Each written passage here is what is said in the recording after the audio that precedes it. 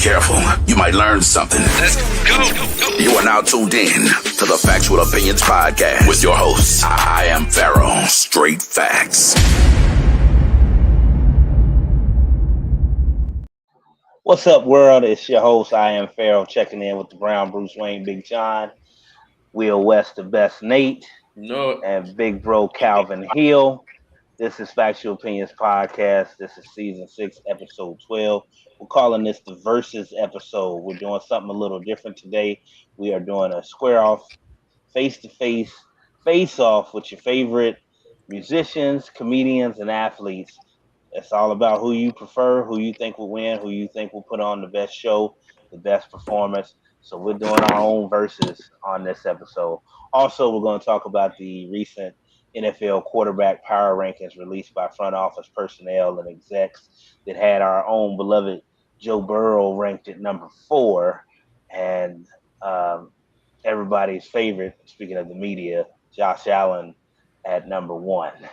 So we'll get into that. Look, I know I can get a rise out of Cal with that. But no, we're going to start off a little bit more lighthearted and go with the verses. Did you say Big John name? Yeah. Said the Brown Bruce Wayne. My brain ain't working. Yeah, it was glitching a little bit, but yeah, he did. It was lagging a little bit, but Nate, if you want to do all the shares and tag everybody, make sure you tag Brother Rod too. His name is Dollar Bill on here. Kareem is Anthony K. Muhammad on here. His got new profile. Page. Yeah, I know. I just found it. Show your ride. But no, we're gonna start lighthearted, and some of these comparisons, like I said, just to let the audience know, I didn't tell the guys ahead of time because I wanted their honest reactions and picks on who they would choose in these scenarios. So right away, if we do our verses, let's talk about comedy, man. Let's get lighthearted before we get into the heavy stuff. So if you were a promoter and you were putting on a show, between the two, who would you choose? So I got some pretty nice comparisons that I want to do on the versus tip. So we'll go around and do it like around the horn. Start off with everybody. So my first matchup on the comedy face-off versus Kevin Hart and Chris Rock. You want me to go first? So who you can go, Nate. I start out, Big John. I'm actually gonna go with Kevin Hart right now. My heart leans to Kevin Hart a little more than Chris Rock. Due to the fact I'm not a big fan of Chris Rock as well, but I just think about the level that Kevin Hart has pushed comedy to, and the expansion of how he's took stand up to a different level and moved. He's moved the needle with what he's done, just outside of being stand up. Big John, Kevin Hart or Chris Rock? I'm gonna say Kevin Hart, man. Not that I don't enjoy Chris Rock. I know he's an acquired taste, but just like Nate said, the stuff that Kevin Hart has done the past couple of years, the way he's pushed stuff, the way he's in different things. I mean, the spotlight he has right now. I've actually seen, Kevin Hart live twice, and it's been pretty dope. So I would say Kevin. And he's gonna bring. You said Dollar Bill, right? My bad. You said Dollar Bill. Who said Dollar Bill? Huh? Who said Dollar Bill? This ain't Players Club. No, you said his name is Dollar Bill. Oh, that's Roderick Thomas. Tell a Dollar Bill too. Dollar Bill, Dolla. Yeah. I'm gonna say, man, in order to push a needle, man, you gotta have a needle to push. So Chris Rock was able to be one of those comedians, that trended up early 90s, mid 90s. After the Eddie Murphys, the David Pryors, and the Red Foxes, Chris Rock was that second regime that was able to forget the needle to be able to carry the sword for real. Because to follow those heavy hitters, to be able to have a career that he had, 2 or 3 stand-ups off the bat, that he was able to push the numbers that he did. Kevin Hart was trying to catch Chris Rock. Now, as far as the funny, Most of the comedians that we even talking about now, until we got of age, we didn't quite understand. But Kevin Hart's more of a new age, which because it's new don't mean it's bad. But Chris Rock he carried that needle into what Kevin Hart is now. So I would say Chris Rock. I'm more of a Chris Rock guy myself. Not to pour hate on anybody. It's just as Big John said, an acquired taste. I agree with a lot of what Cal just said as far as carrying the needle and being that next generation after the first legends that were either out before us or when we were very young. And what Chris Rock did, how he started off. Eddie Murphy was actually one of the people that gave him some of his first sets, and that ought to let you know because when Eddie did that, Eddie was Eddie, and to me, he's still Eddie. But that's also what I think about when I think about the legends of this game and how even the Dave Chappelle's I'm speaking of too, would defer to somebody like Eddie. I think, and this is just me, in my opinion, Kevin Hart is dope. He's not my favorite comedian. He's not in my top five, but he's still a great talent. Um, but I think Mike Tyson made a point when he was talking about the greats, and Dennis Rodman said something similar too when having these GOAT discussions in basketball. He said it's not even always about longevity. It's about where you were when you peaked. At your peak, what impact did you have on culture and society itself? And I don't know that Kevin Hart, as dope as he is, has surpassed anything that Eddie Murphy ever did. So um, I'm still of the mindset that I prefer Chris Rock would be my vote on that one. Now I got another one that I was thinking of too. Mm-hmm. Um, Bernie Mac and Robin Harris. I'm gonna jump into that go one, first. man. Oh, go ahead, Doc. Go ahead. I'm going to say Bernie Mac just because the crowd presence Bernie Mac had and the whole Kings of Comedy thing, but also to be on stage with those four different guys and everybody wanted you to do an encore, and that's the reason why they made Bernie go last because wasn't nobody gonna follow Bernie at all. I got something for that, but go ahead. and I already know what you're gonna say and the history behind it. I get it, but it's the reason why nobody wanted to follow Bernie. Just like when Jay-Z and Method Man was telling the stories about DMX, how nobody wanted to follow him. Then nobody want to follow Bernie, man. It was just different. Uncle Bernie was a great closer. You absolutely right. Didn't get too much better. That last punchline coming in had to be Uncle Bernie. Nate, Robin Harris, or Bernie Mac. I'm going with Bernie, just based off of delivery. I felt like his delivery was top tier. Every joke was a hit. Robin Harris was gone way before his time. And the thing is, Bernie and Robin actually was on the circuit around the same time. So they was both on the up and up. Robin was just a little more advanced, and the reason he was advanced because of the storytelling. But Bernie went far behind from him on storytelling, and I'm talking about like neck to neck type behind pause. But he Bernie just had a different type of delivery, and it just used to hit different. Cal. Man, I feel like I'm gonna go with Robin, man, because I feel like it's kind of like the comparison to me of you got Jordan and Kobe Bryant as the remix. So Robin is the originator of that type of sound, that type of realness, that punchline, that the hell with you, F you and everything you stand for type of delivery. And Bernie Mac is like Kobe. He the remix of it to me. Now it's taking nothing away from me. And I ain't want to say, whatever, but I'm gonna say, hey, you gotta start somewhere. And I'm gonna go with Robin, man, because that delivery, man, was raw, it was real. And then Bernie Mac ain't make it no better. So I'm gonna go with Robin. Everybody knows I'm a little biased on this subject because Robin Harris is my favorite comedian of all time. And originally, him and Uncle Bernie, before they made up, didn't really see eye to eye because Robin felt like Bernie kind of stole his style or gimmick or delivery, which they do have some very similar, traits. But I love Uncle Bernie to death, too. But I'm choosing Robin for a couple reasons. One, Big John brought up a perfect segue when he was talking about Bernie holding his own on that stage with them legends, which he did, and everybody knows Kings of Comedy is legendary.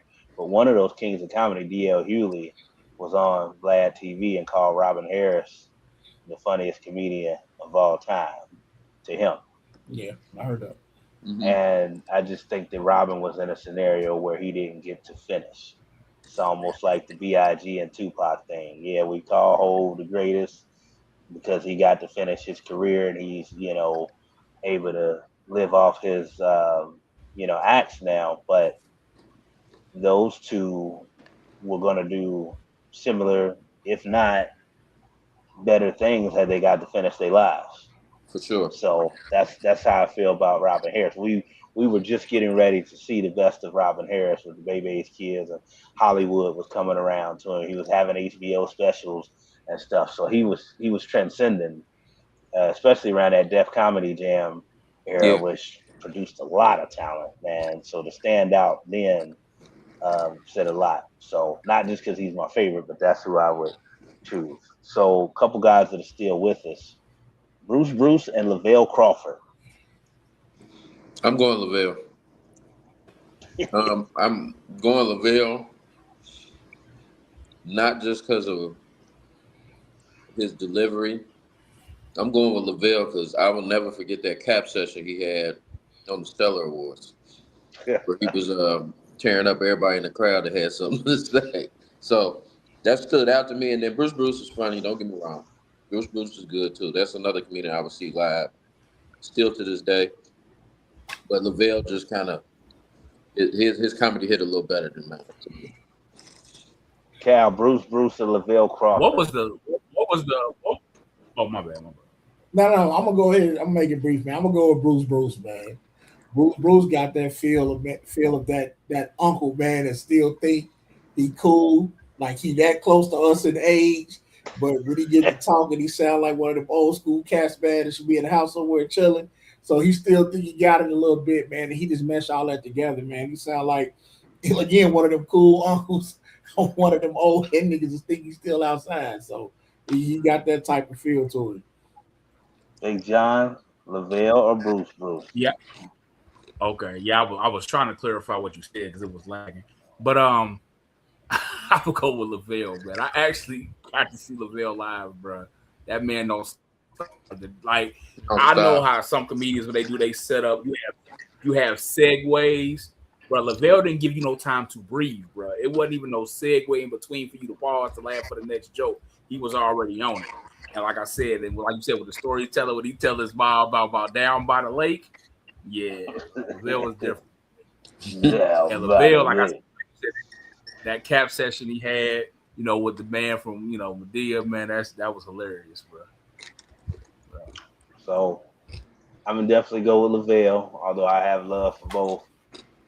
Saw Lavelle once at the airport, but did not get to see his show. I need to remedy that because dude is hilarious, just like John said, nonstop. So this next one is funny because it may not be all that much of a competition to some people, and it depends on your age bracket and where you are and your preference on this one. But they're both legendary, so I had to throw it out there. Eddie Murphy, Dave Chappelle. I'm a Dave Chappelle fan, but nothing compares to Eddie. Eddie's got the 3 out of 10. He's got 3 specials that are in top 10 all-time comedy specials.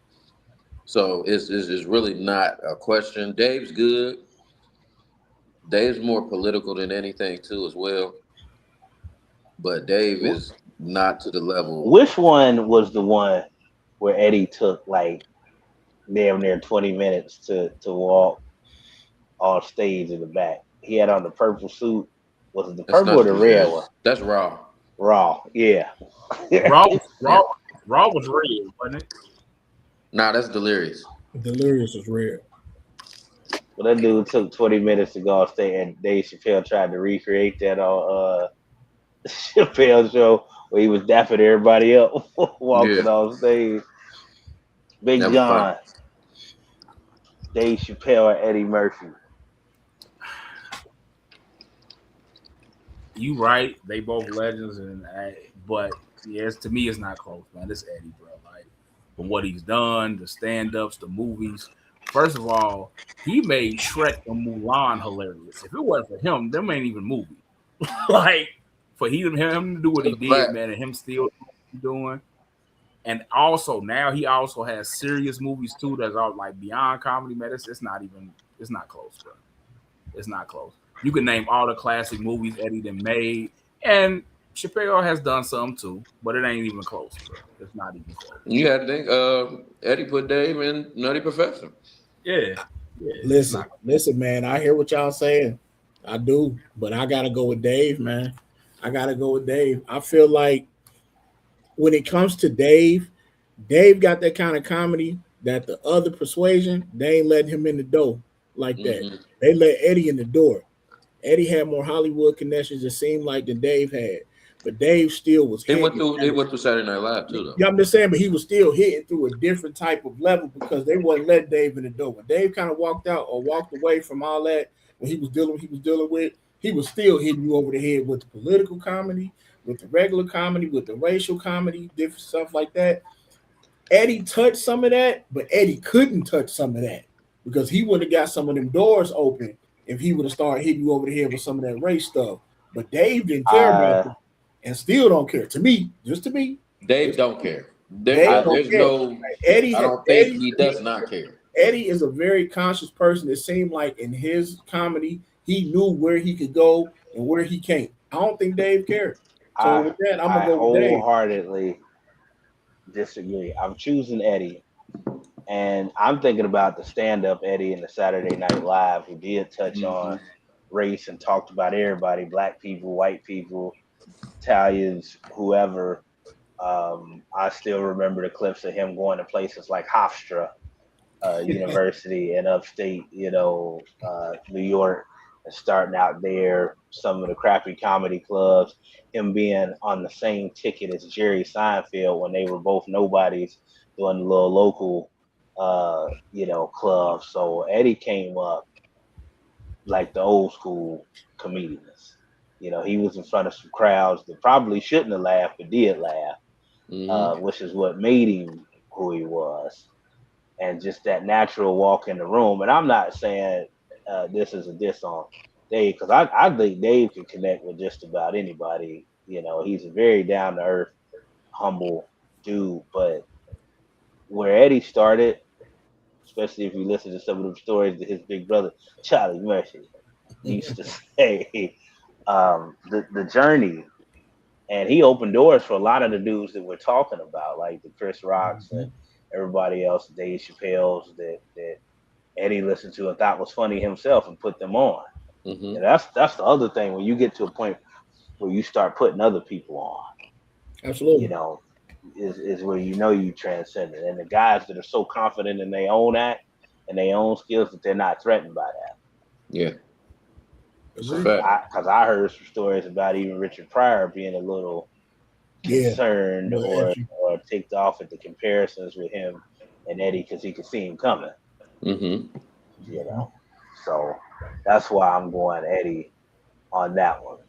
Last one that I'm doing a comedy so we can get into our sports. I was thinking outside of the box on this one. Robin Williams and Jim Carrey. Bro, that's tough. I ain't even gonna hold you. That's tough. I got this one. Jim Carrey a fool, man. Jim Carrey is a fool. Jim Carrey, and I realized this, man. The one thing about Jim Carrey I thought was dope, man. He always give it up for the Wayans. Every time he talk about who helped him, he always revert back to a black family gave him the greatest start that he could ever possibly have and the greatest opportunity that he could ever have, and he made the best of it. He held his own around by himself on there, around a bunch of us. You know what I'm saying? Like, how difficult that is for somebody that's the white persuasion, and to come in the barbershop and still make everybody laugh, like that's tough. And he did that for years, man. And he a fool for that. You got to look at the people that he was around the whole Wayne. Yeah, like that's tough to do, man. That's hard to do. Jamie Foxx, David Allen Greer, Tommy Davis. There was a lot of funny people on that cast. Yeah, that's a still to this day. We got to think that we got to remember that changed the Super Bowl. Yeah, that's how impactful that comedy show. It's almost like it was a setup. Like it's a setup. It's like either you gonna sink or you gonna swim, and he swam. So it's almost like they didn't set him up. They gave him a great opportunity, man. And he made the best of it and came out swinging. And he is a fool. Brother Chris, what up? What's going on, brother? Yeah, listen, but both of them could hold their own in different scenarios or situations. Big John, Robin Williams, or Jim Carrey?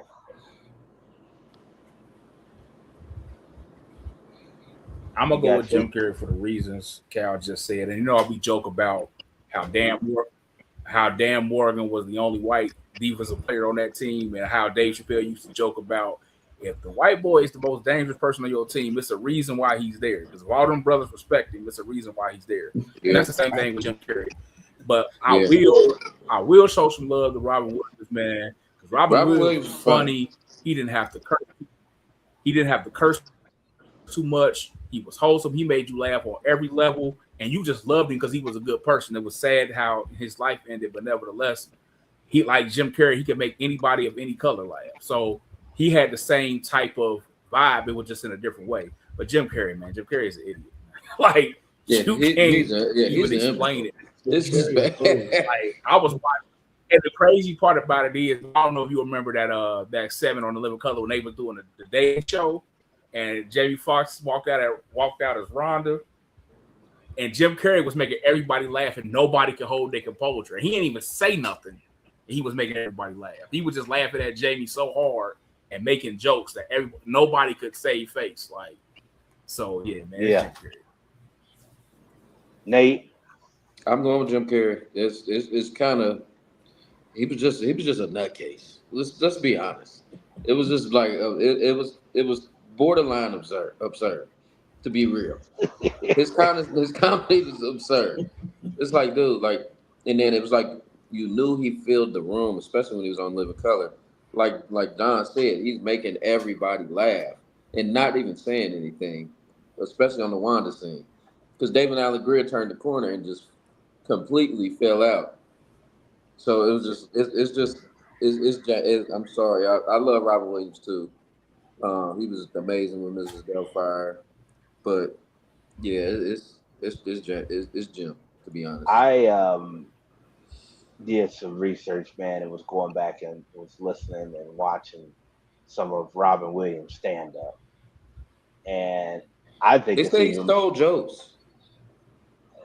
I don't believe that, because he was too original. What I do believe is guys like him are so funny because he can have that wholesome image and make you laugh that way too. But if you go to his comedy show, it's a completely different Robin Williams. You can watch it on YouTube. It's hilarious. Gilbert Gottfried was like that, the one that played Iago, and the principal on Problem Child, and all that. Brother Bill was the same way before he changed.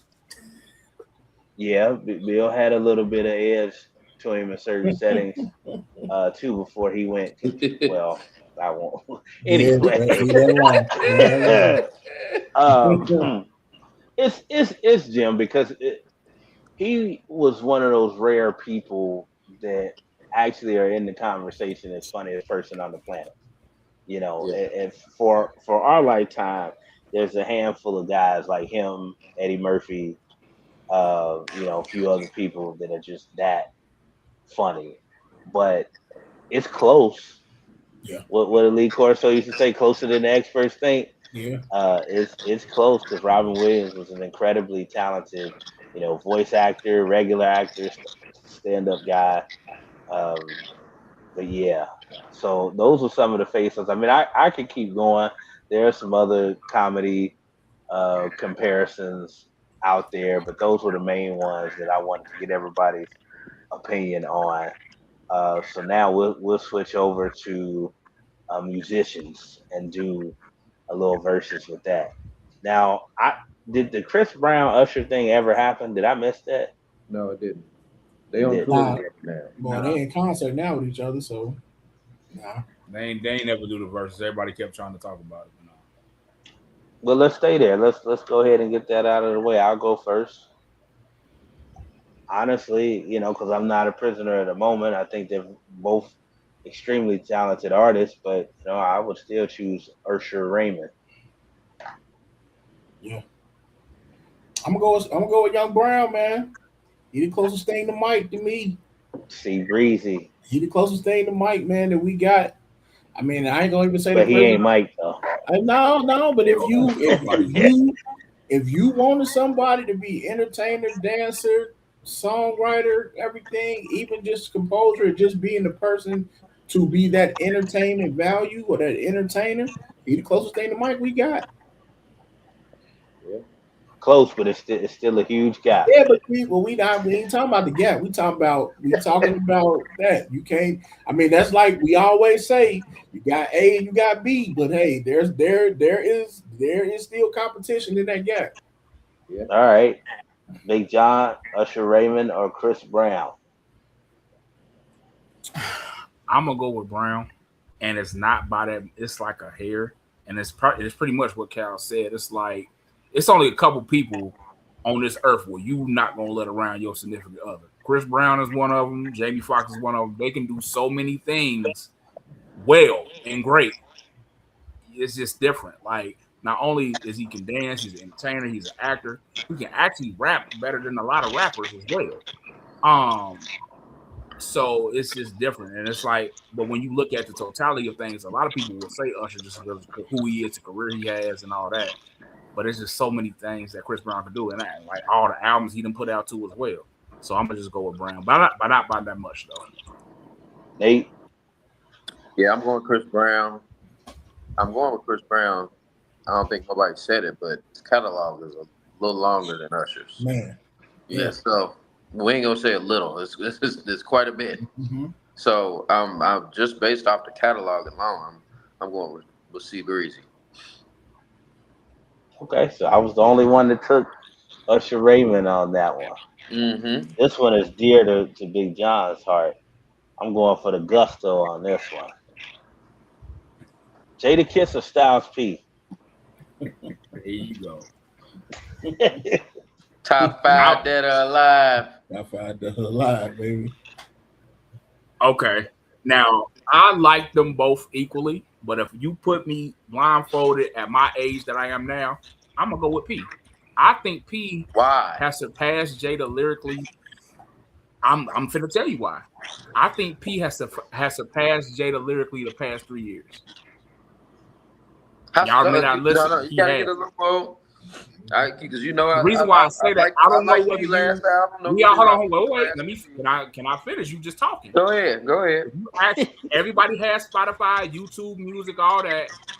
Go listen to their projects the past couple years. I'm not saying Kiss ain't the livest of the live. He definitely is. But if you listen to them side by side, he on another level right now. So y'all caught up in the Jadakiss verses and him talking shit to Dipset and him being on Joe and Jada. Don't say y'all. That's all great. Don't say y'all. Hold on. You know I'm not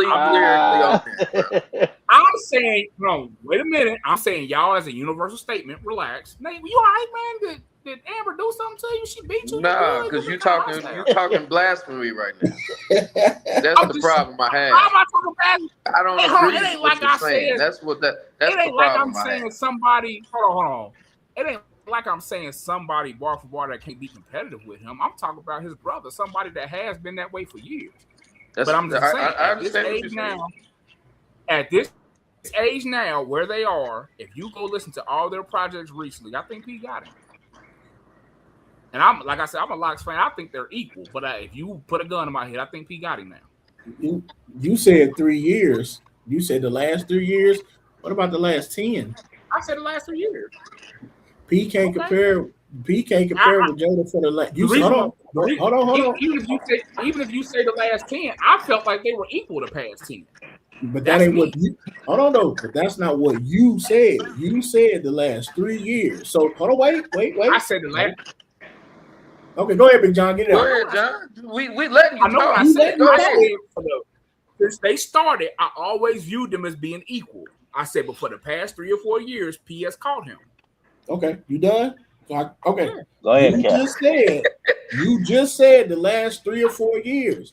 Okay, that does not take away the segue of the last 10 years. So if you want to count, let me know when you're done, bro. Okay, so you said. No, I'm just saying you're saying it don't take away from the last 10 years. I didn't say Jada was up here for the last 10 years. I said they were equal for the past 10 years. Let me know when you finish. But I said P has surpassed. I don't want to talk over. Let me know. Go ahead. I'm done. So you just said. You just said it, John. You just said the last 3 or 4 years you think he has surpassed him, and you said the last couple years you said they're equal. The last 10 years, Styles is not equal to Jada. So if you want to say he caught up. Jada was already up here in the last 10. If you want to say he caught up the last 3, cool. But it doesn't. That don't take away the last 7. That's what I'm saying. The math ain't mathing, John. The math ain't mathing. Like you can't. Okay. Let's stay on track. So in other words, I'm gonna say this. I'm gonna move on. Let Al go. P ain't better than Jada. P ain't better than Jada. I think he has it up there. Hell, they one of the top 5. I think we're superior within the same group. So we talking about apples and oranges. But Jada is on a whole nother level. Forget the locks. I ain't gonna say forget the locks. Forget the verses. We talking about the stuff that Jada has just did by just walking on radio stations and doing different stuff. Taking nothing away from P, but P had to catch up because Jada was so far out in front that he had to catch up. But go ahead, Al. All right, Nate, because I'm gonna go last. All right. So I'm gonna just say this, Big John. I get what you're saying in the last 3 years because he did lyrically advance himself a little bit. But he had, like Calvin just said, he had to catch up. He had to keep up. Your brother go push you to the max, and that's what he's been doing, huh? You said the last. I don't want Big John to go Michael Eric Dyson again. Yeah, I know that's where you're getting ready to go. But my thing is, I'm just saying, Jadakiss has been a league for a long time, and can do it. And to be honest, we do individual accolades. Jada's got more individual accolades as well. Okay, but here's why I wanted to. Are you talking about bars or are you talking about accolades? Are you talking about commercials? We can talk about the bars and accolades. You just talking about lyrics. We can do both. Both of them are pretty high up there. Go ahead, Al. I'm done with the argument. So I'm over it. The only thing I agree with was when Cal said apples and oranges, because y'all act like both of them ever spit a whack verse. Haven't heard when? Why y'all keep saying y'all? I'm just saying I've never heard P or Jada spit a whack. We haven't. Now I identify more with Styles P. I will admit that, and some of his raps and what he talked about even before he evolved, I identify more with Styles. And I don't know, like Kiss has never spit a whack verse.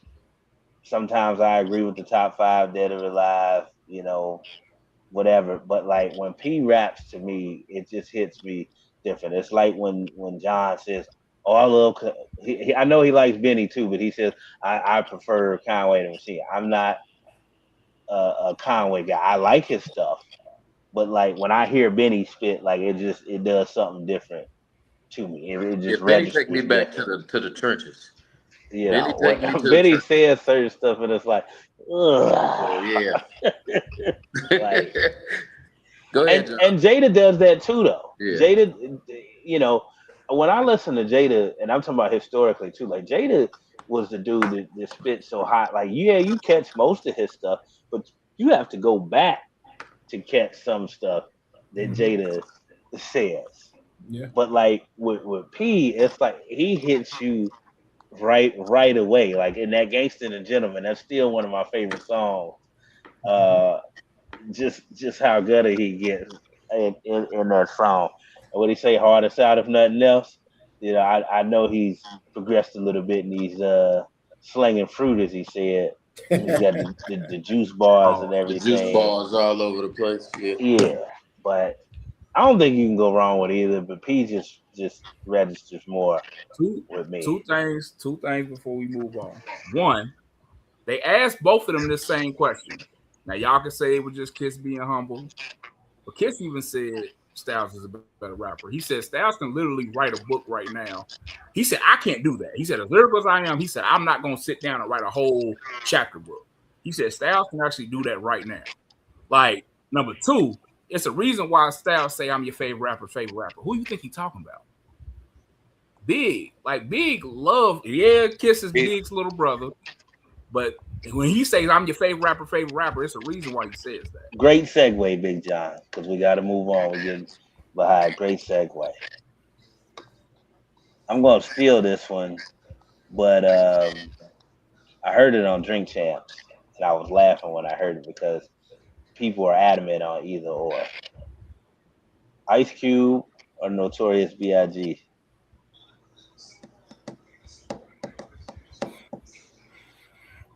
I'm gonna go Big. The reason why I'm gonna go Big is because I wasn't really a Cube person. Because being on this side of the world, I ain't really hear much of NWA and all that stuff. Not because he wasn't live. It's just what I really didn't start trying to hear Cube until what? Check yourself. I mean, for today was a good day. Then I started kind of researching who he was and heard a lot of stuff, no Vaseline, other stuff. Then I realized, like, all right, cool. He's not bad. He's actually pretty good, and probably held it down for the West longer than I knew being on this side. But for me, it's big. It's not. To me, for me, it's not close because I'm a big guy. But go ahead, Big John. It's big, and it's like Cal said, it's the youth and the Regency bias, and me having to go back to listen to a lot of Cube and go back to listen to No Vaseline and go back to listen to some of the Lish Mob stuff. And had I listened to that stuff growing up, maybe my view would have been different. But big man, is big is considered the greatest of all time off one album and one double disc. And like you said, he didn't get to outlive his career. So it's big. I'm trying to unmute Nate's. Yeah, I don't know why my they keep muting it. There we go. All right. So I'll let Nate go because I'm gonna close the show on this. I'm going with Big just based off penmanship. His pen was deadly. So that's really my choice for Big, and a lot of his deliveries was like one hit or quitters type punchline. So that's my choice for Big. I know where you're going. Everybody who knows me knows where I'm going, but not just because he's my favorite musician of all time, but Big was just so dope, man. It really don't make sense. When we talk about athletes, some stuff just looks easy. With certain guys, it's just easy work. And like we was talking about with Kiss, never spit a whack verse.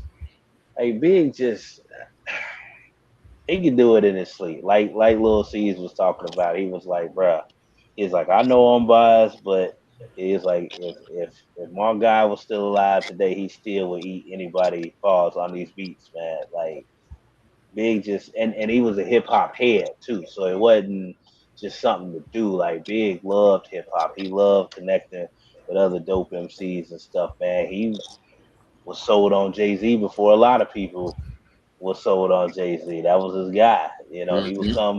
He would come pick Jay-Z up in the car, let him hear his latest flow so Jigga could work on his craft and try to, match him bar for bar. But it was just easy work with Big. And I go back to even listening to when he was a kid, man. Like those freestyle battles that he used to have on the corner and stuff, man, with the little Hawaiian print, shirt and stuff back in the And day. they was terrified of him. Man, nobody wanted to grab that mic after Big, man.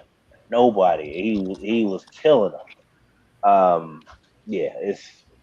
I hate it, man, because when I go back and I listen to his music, sometimes I think about my brother and stuff, the one that got me hip to Biggie back in the day, and what could have been, and just how hip hop was when we had everybody who was supposed to be here. But it's Big's hand down, and I love Ice Cube, so it ain't no diss at all.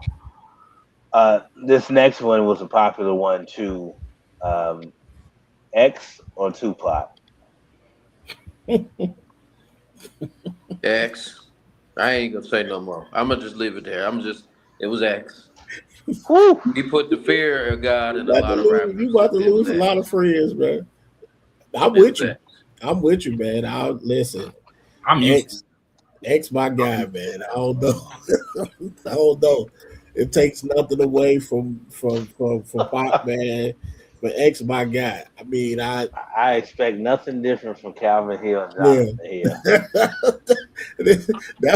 Man, you ain't even really have to ask us, man. You already knew what time This is one of the few times that I've ever been upset with these two individuals. Is some of their commentary about the great Tupac Shakur gets a little disrespectful, bruh. Here's the thing, Al, you say that, but you have, and I want you to tell me if I'm lying. You have never heard me say Tupac was trash, Tupac wasn't a dope artist, Tupac wasn't one of the greatest of all time. You've never heard me say anything less. Now, when you ask me who I prefer, I'm gonna say somebody different. The question used to always be him or Big. I said Big.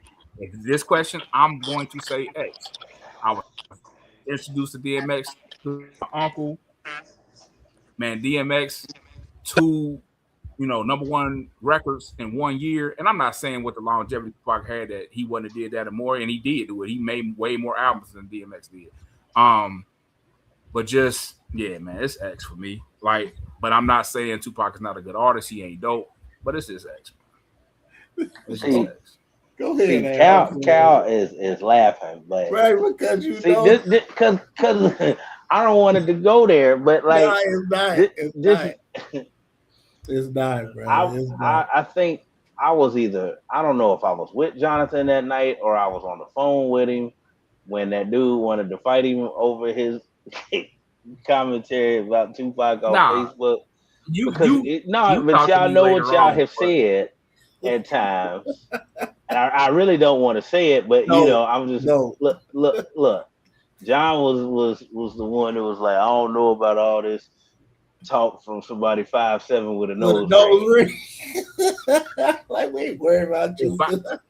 If I see Tupac, I'm not worried. You better have bodyguards. Nothing about him is. I'm more worried about. I'm worried about the Outlaws. I ain't worried about. I'm worried about Suge. I'm worried about Suge. Yeah. I ain't worried about dude. Man, we did pick you up through your. You ain't bigger than nobody we cool with. We ain't scared of you. Not at all. Ain't bigger than. I'm trying to think. Chase got him beat. You hear me?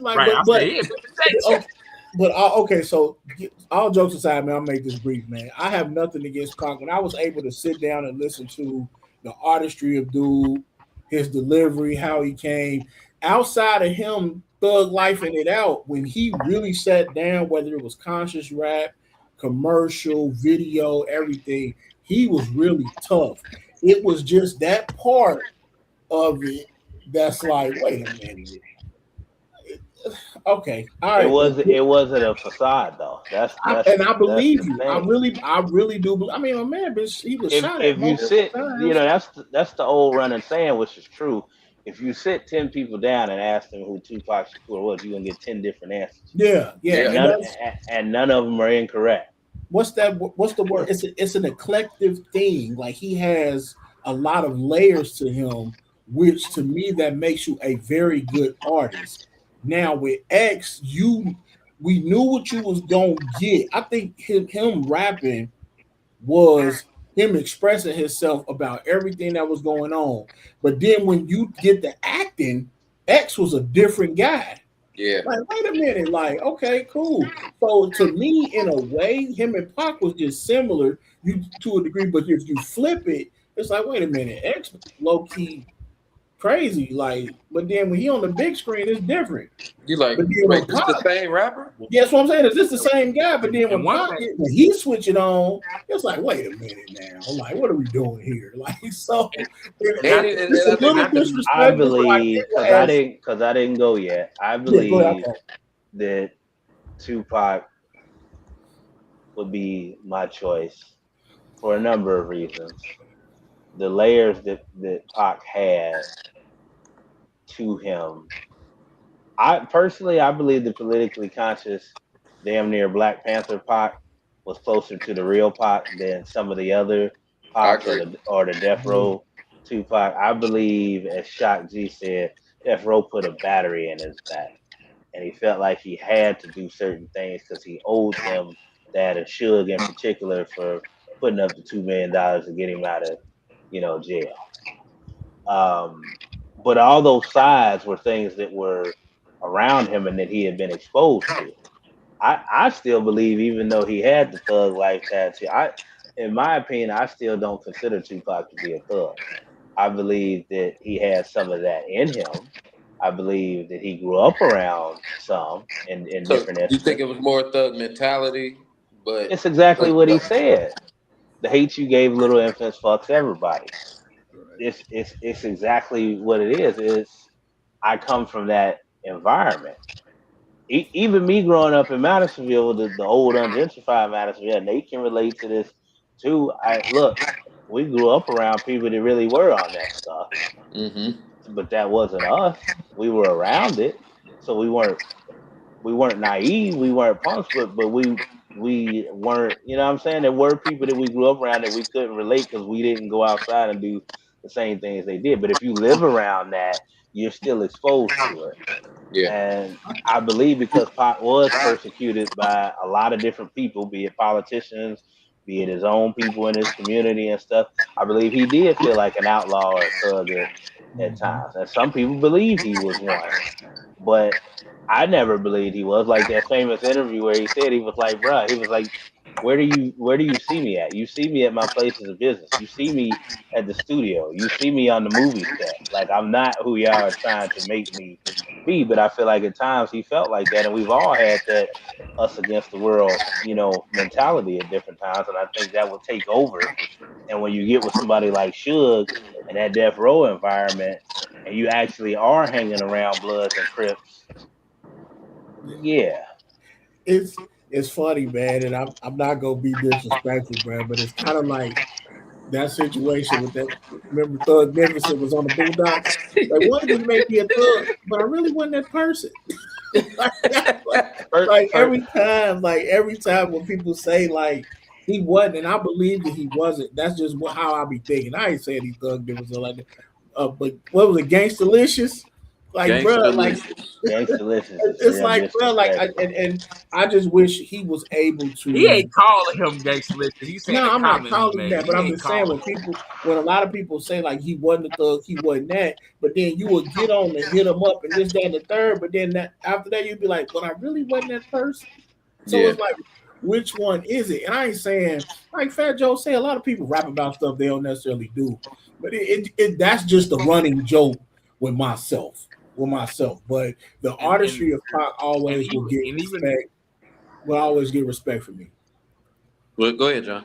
And even though I chose X, I almost chose Pac for two reasons. Even though we always talk about, Pac's life ending when he was 25, 26, and he didn't get a full career. Me being a DMX fan, I can still be critical of him because drugs messed him up. Like, first 3 albums was dope. When he started hitting that hard white and started doing stuff he wasn't supposed to be doing, we got Great Depression and Grand Champ. And he became a gimmick after that. He wasn't the same X. He wasn't the same hopping on. I agree wholeheartedly with John. I agree with John, and I just wish that I got to see Pac's theater and production company that he had underway, Machiavelli Entertainment. I wish I got to see some of the fashion designs and other things that he was into, the deals that he had in place with Versace and the fashion shows and stuff that he was doing. He really was, as crazy as he was really trying to transition away from a lot of that. Yeah, he He was. just didn't get a chance to do so. He's trying to get away from Suge, to be honest. We know that, but the business part he wasn't able to before he passed. The same thing with Big. I know his daughter recently opened up the burger stand that Big was wanting to. He's got the clothing company too, and I respect it. Just like Black Sam still Keeping the making sure marathon. the marathon is going to open the marathon burger. But I mean, we all wanted to see what it was with the original, you know, actually being here to see it through. Mm-hmm. That's what I wish I could have seen for Nipsey and Big and Pop, because their mindset was so far advanced and doing some of the things that people are just now doing and getting hip to. Big understood the business part towards the end of his life.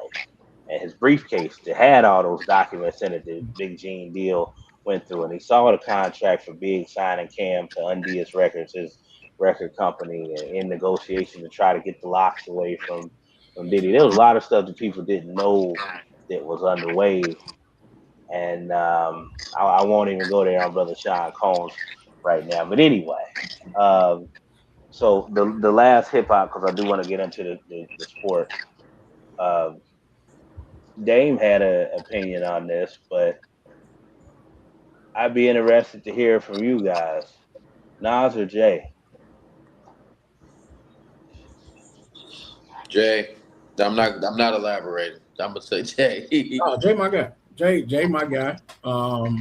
Nate just love everything As Jay far do. as um, being able to do both sides, being able to give you the street, give you the hood, give you the commercial, give you the business, everything. I think as far as the lyricist, he may not be as good as Nas, but he ain't far behind. To me, he ain't far behind. But yeah, Jay, my guy. John. Oh, you wait for me? Oh, okay. I'm going to say Jay. But with me saying Jay, and that's no knock at Nas. If it wasn't for Nas having Illmatic and kicking a lot of doors open, Jay-Z probably wouldn't have got the same opportunities. And really, a lot of people tried to write Jay-Z off. He couldn't get signed. He couldn't do certain things. And there was a couple records execs that said their biggest mistake was not signing Jay-Z. But like you said, people like Big, people like Clark Kent saw it before it came. They knew it was coming. They saw it. There's But another Nas guy is that just saw Nas. it coming too, because he offered up the money, the 1/3 of Rockefeller money too. Apparently, Dame Dash saw something in him too to front the money for Rockefeller Records and Mm-hmm. make sure they were independent and only sign a distribution deal so Jay could transcend to become Hove, as y'all call him now. So he didn't get trapped in the record business like a lot of artists did. Yep. That's a fact. So yeah, I threw my Dame Dash plug in there. So I've always been more of a Nas guy, although I love Jay. So I'm gonna stick with Nas in this instance, because what's special about Nas is, even to the extent of business, I think Nas is not gonna stray too far from the culture, the essence of hip hop. Like, I don't know. it's almost like Nas don't not let me finish. Nas Go ahead. don't I know for a fact Nas don't care as much about record sales as Jay-Z does. No, that's a fact. Yeah, you're right about that. As long as his message is clear and he feels like, he's connecting with the real hip hoppers or the real people that mess with him, Nas is okay. He stepped away from the game. I know it was to take care of his mom and some other things he had going on at the time, and he's not always as active as Jay. I forgot what song that was. I think it was "Can't Forget About You," when Nas was like never on schedule but always on time. when he spit that bar. That's how I feel about Nas. Like he's not gonna come out every year and drop a album, but it's right on time when he does, and he's got something to say when he does. Not to Jay don't, but this is my opinion. Let me say this real quick. This is my opinion. I've not been a fan of Nas's last 3 albums. What? Now, yeah, you missed me with that, Nate. I don't think that last 3. Everything he been doing with the what I always get the names confused because they sound similar. Is it Hitman, Hit Gal? What is his name? Hit Boy. Hit Boy. Yeah, Nas been doing some crazy stuff, man. I don't know what you've been listening to, but maybe because I've been listening to it maybe when I work out. It might have just been the last one. It's an acquiring taste, though. It might have just been. I definitely wasn't a fan of the last one.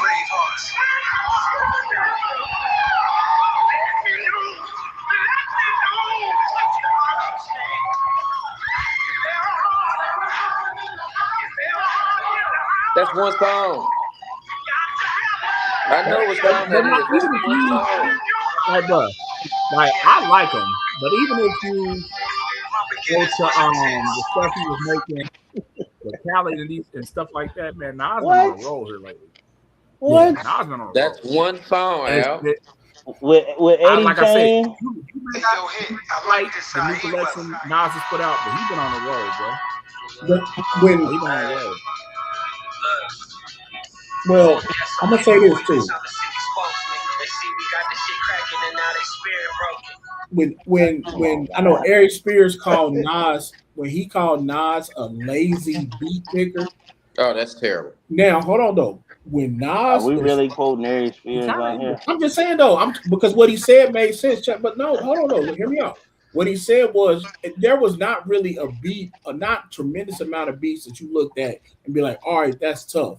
But when Nas sit down and he go through the Swiss beats, he make the song with the singer that passed away with Tony Bennett and the white lady. What was her name?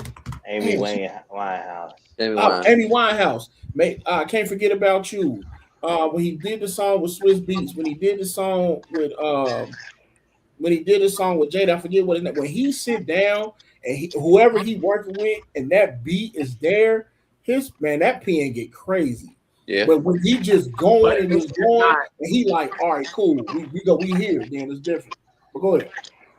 Aaron Spears is not the only person that said it. It's other rappers that say it like Nas would be way better if he let his producers produce and help him with his beat selection. He's not the only person to say that. That's one thing I will give Jay-Z credit for. He will rap. He will let his producers be his producers, help with the music. But like, he's not far off in saying that statement. But yeah, and I think that's my problem probably too. I'm a beat guy, so I'm about lyrics. But when the beat don't hit a certain way, then I'm just like I'm kind of. So you never heard Composure by him and Hit Boy? Yeah. That's one of the best songs of the past 5 years. That last album had a few hits on it. I give you that. Don't get me wrong. I'm not saying that, but I just maybe I'm still used to the I Am Nas and that Nas. Not to be funny, I like the new stuff so much. It's actually kind of making Jay-Z look a little bad because he ain't putting nothing out in a while. Nas is still putting out some. But you can't. You still. You gotta be careful with that too. You know what? I think Nate is influenced by the household. I'm saying versus him putting out good music and Jay-Z not putting out music at all. Nah, I want to finish. No, I want to finish because Amber is such a huge Beyonce fan. Oh, come on, man.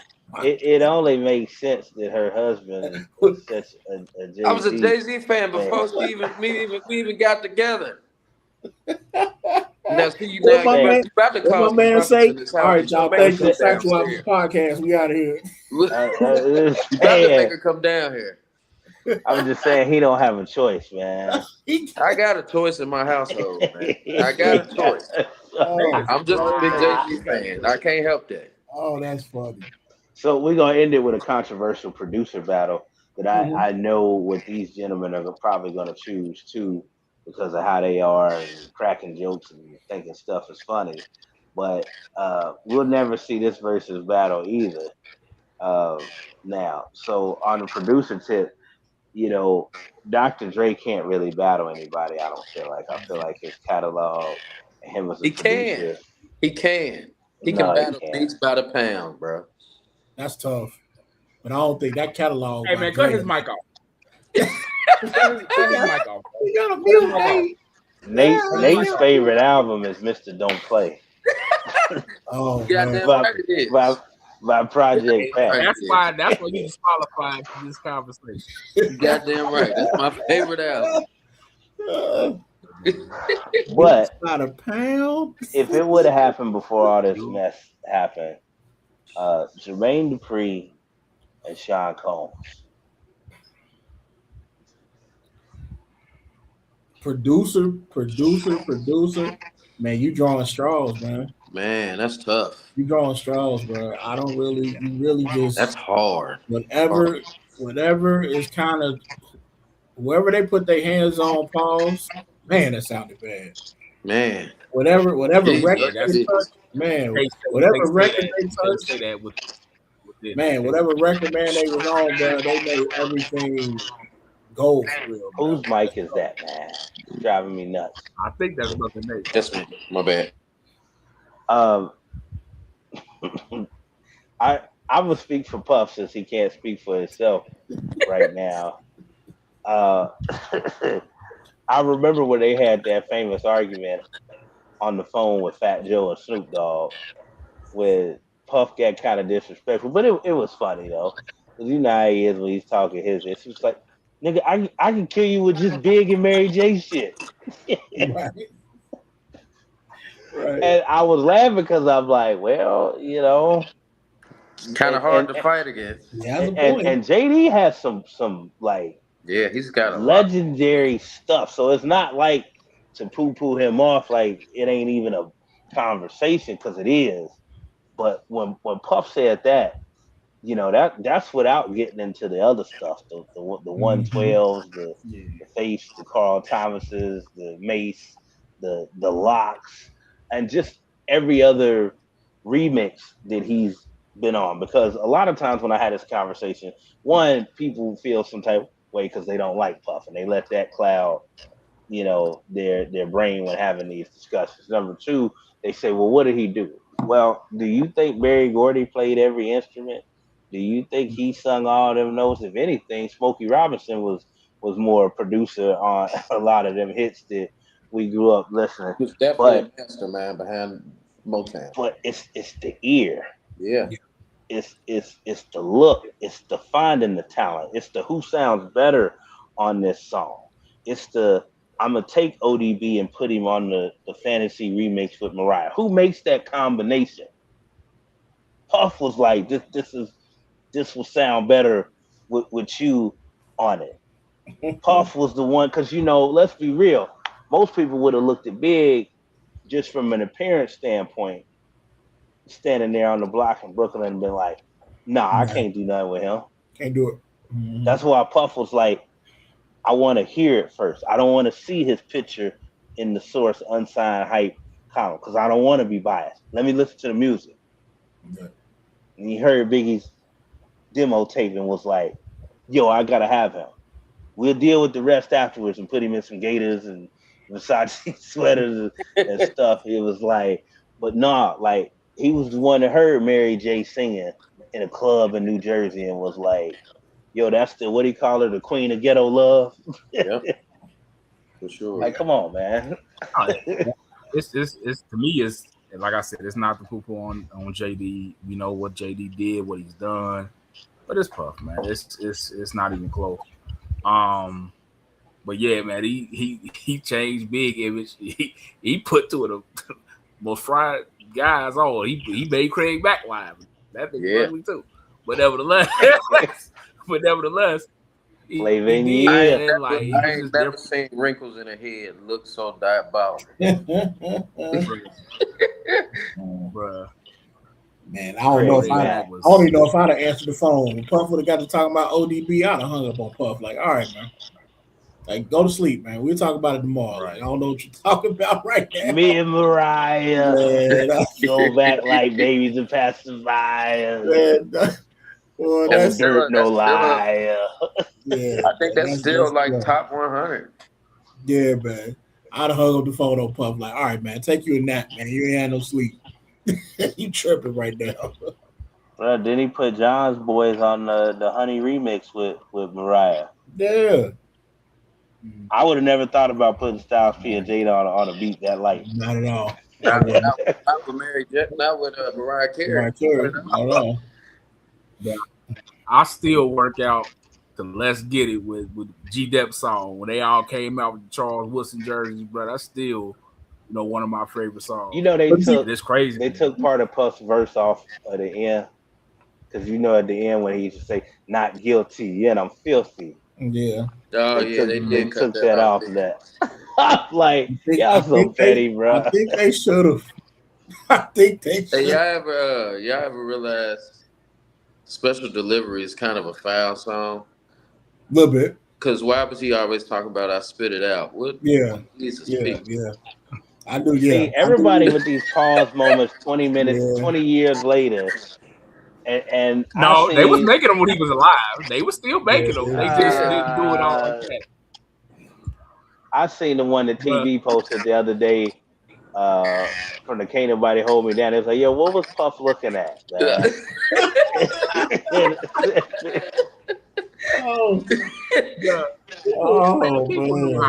People knew how he got down, man, but they just accepted it because it was him. But it was what it was.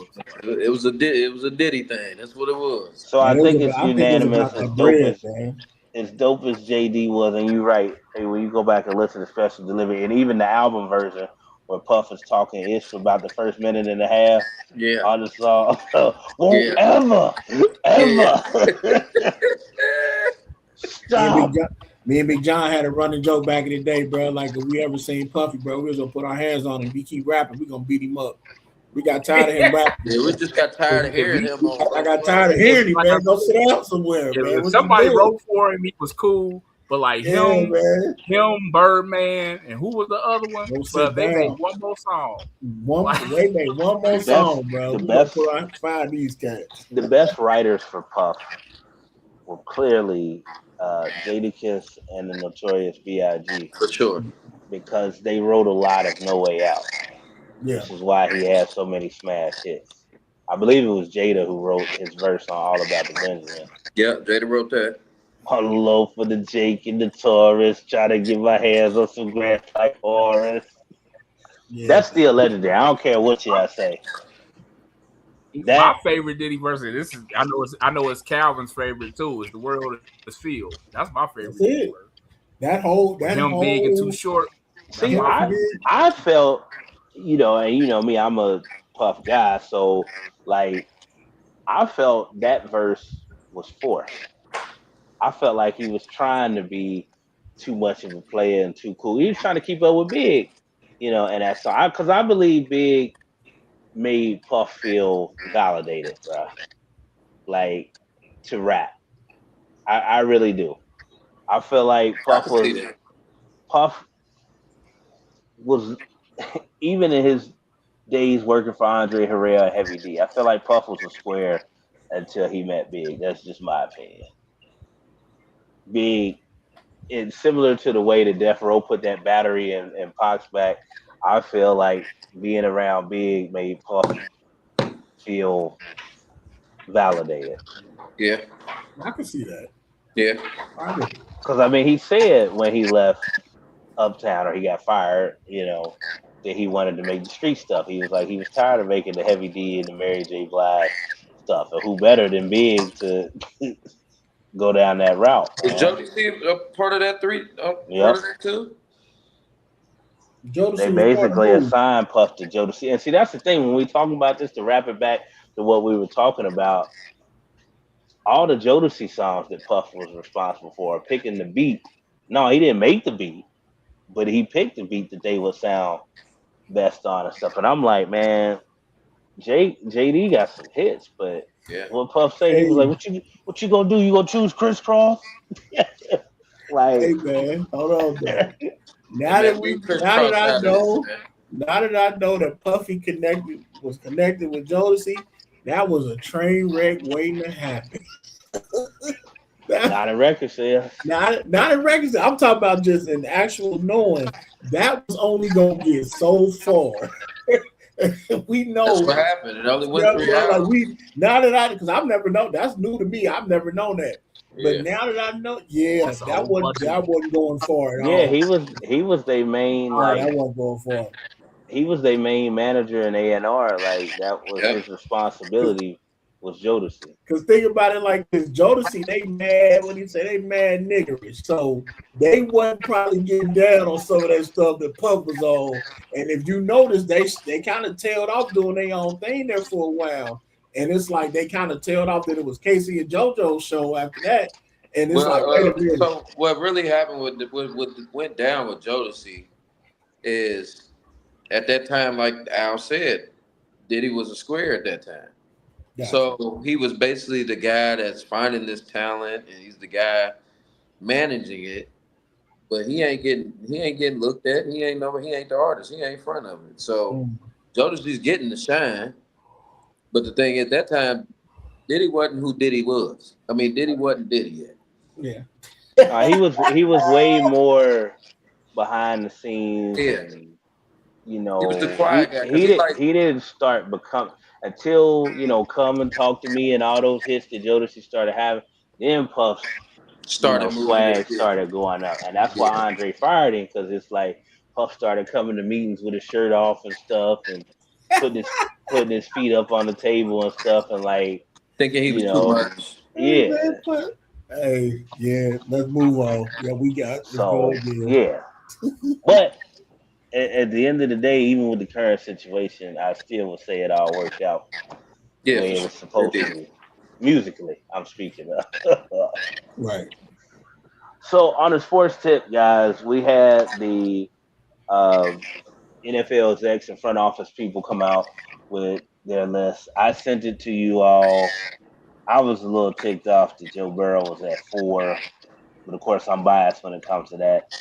You know what? I really had an issue with Josh Allen being number 1. I'm sick of Josh Allen being so highly ranked. He is not better than Joe Burrow. He's not better than Matt Stafford. He's not, but I want to specifically harp on that point. Yeah. Like, he's not better than Joe Burrow. It's that, but it's a lot of things. Like, you crucify people for not getting it done, but you award him. He still hasn't got it done yet. He puts up numbers, he gets to the playoffs, he loses. He hasn't got it done. You put him ahead of Joe Burrow, who's been to a Super Bowl. You put him ahead of Lamar Jackson, who has 2 unanimous MVPs. You put him ahead of Patrick Mahomes, who he can't beat. He just beat Joe Burrow for the first time last year. Right. And that was a fluke. Joe just happened to have a very bad second half. Right. Why do you you punish other people for not getting it done, but you reward him? And not to be funny, we know we want him to be the great white hope and do all this and take over and all this. Okay, but he ain't getting it done. He's not done it yet. He had several great teams. Let me say this. Y'all remember when it was Peyton Manning, Tom Brady, and Aaron Rodgers in that phase? Yeah. I feel like they're doing the same thing they did with Peyton Manning. Remember all them years Peyton Manning couldn't get over hump. He couldn't get there. He couldn't do this. Couldn't do that. It's just like a repeat cycle. Like they're putting somebody they want this guy to be the face of the NFL. Well, I've been said that they want Patrick Mahomes and Josh Allen to be the new Tom Brady, Peyton Manning rivalry. Like it's clear, especially on CBS Sports, because Tony Romo, when he gets to gooning over them, and Jim Nantz kind of joins in with him at times. Joe Burrow kind of crashed the party. He was kind of like what Isaiah Thomas said, like everybody was a Lakers or Celtics fan, and then Michael came along, and the league really wanted Michael to get to that pedestal and be next, but you had this little team in Detroit that was a bump in the road for 2 years. I feel like they want the Bengals out of the way big time. Me and John talked about this a while back. I was discussing it 2 different times. The NFL pushes the goalposts back when it comes to the Bengals. Period. I hate the dumb takes. I hate the wild pulling out the air. He's not this. He's not that. But it's amazing how if Joe Burrow wasn't a Bengal, I guarantee they'd push him like Josh Allen. The fact that Joe Burrow's a Bengal, it bothers the league.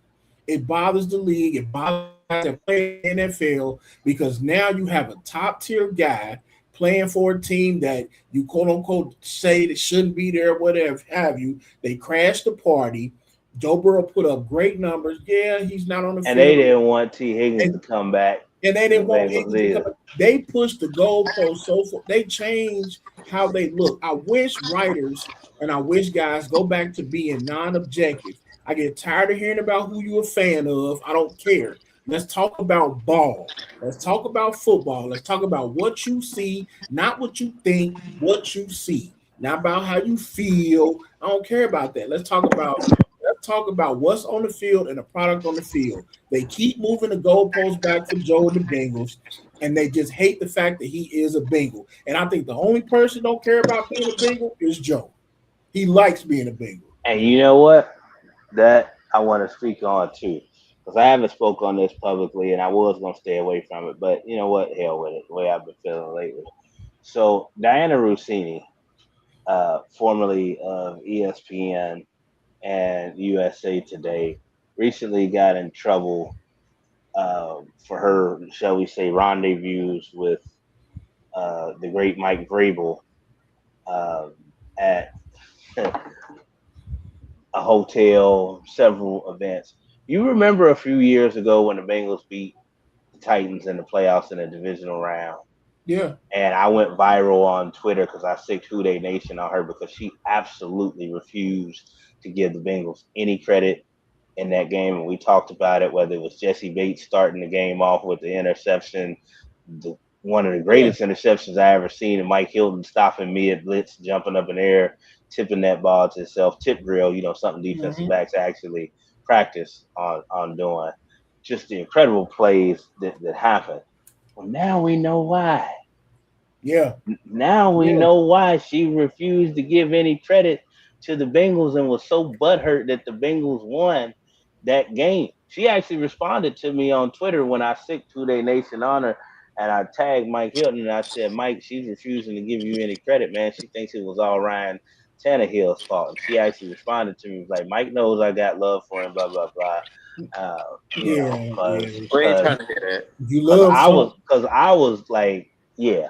It was almost like when Kid Rock pissed Beyonce's fan base off. Yeah. And they was lighting him up on Twitter, the Beehive.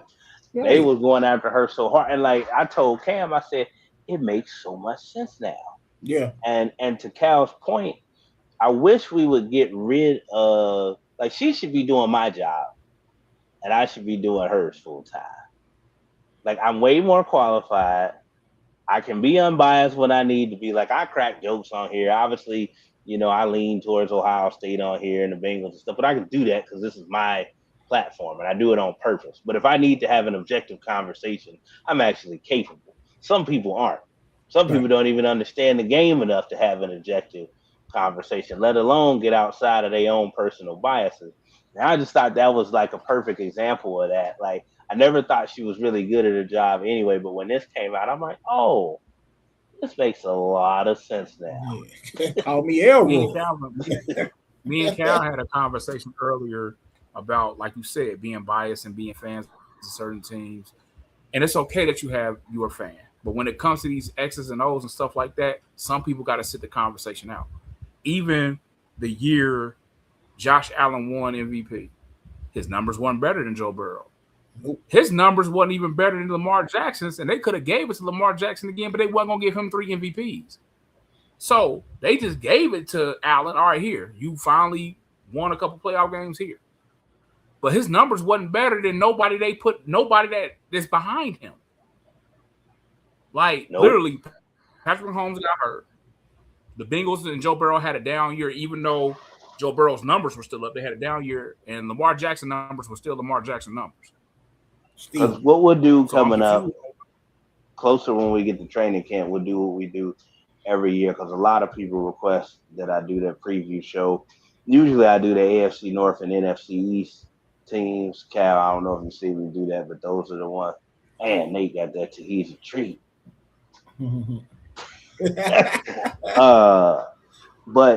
And we'll probably do the same this year. I might reach out to Solomon and see if he'll do the show again, which I'm sure he will, but I'll probably have to wake up early to do that one. But long story short, I'll save a lot of that commentary, but I mean, the list wasn't totally off basis.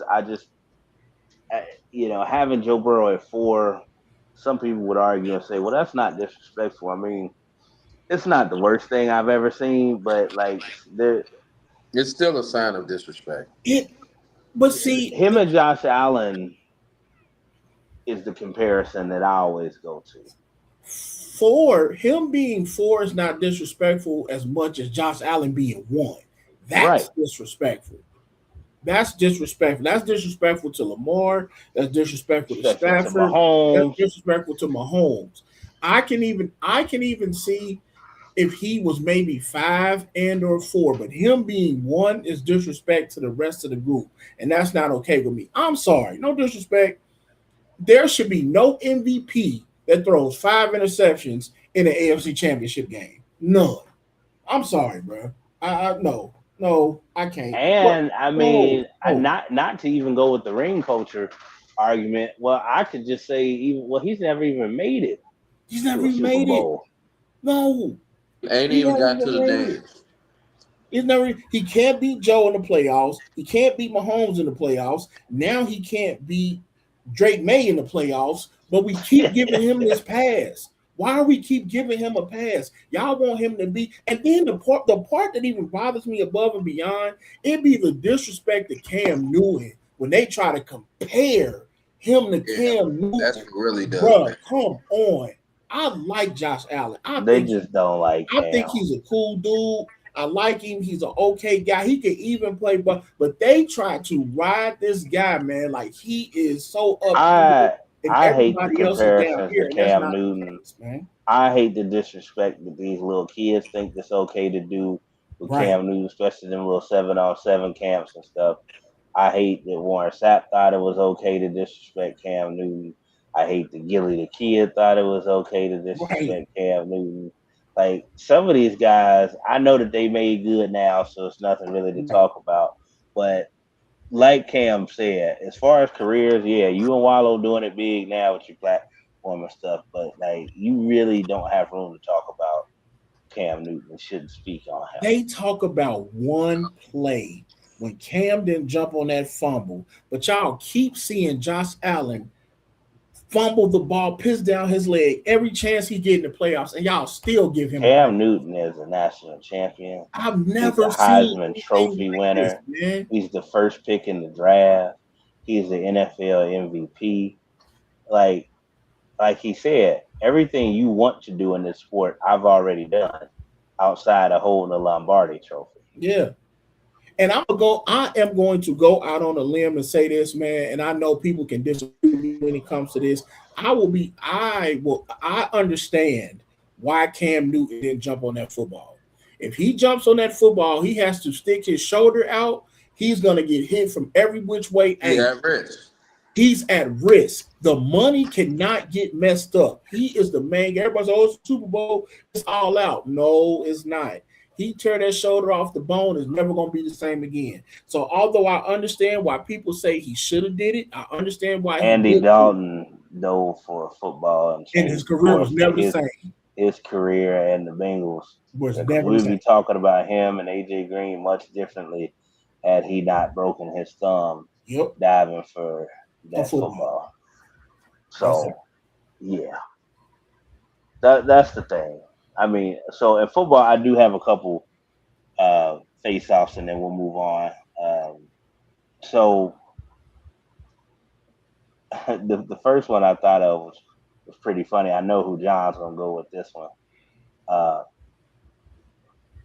Tom Brady or Peyton Manning?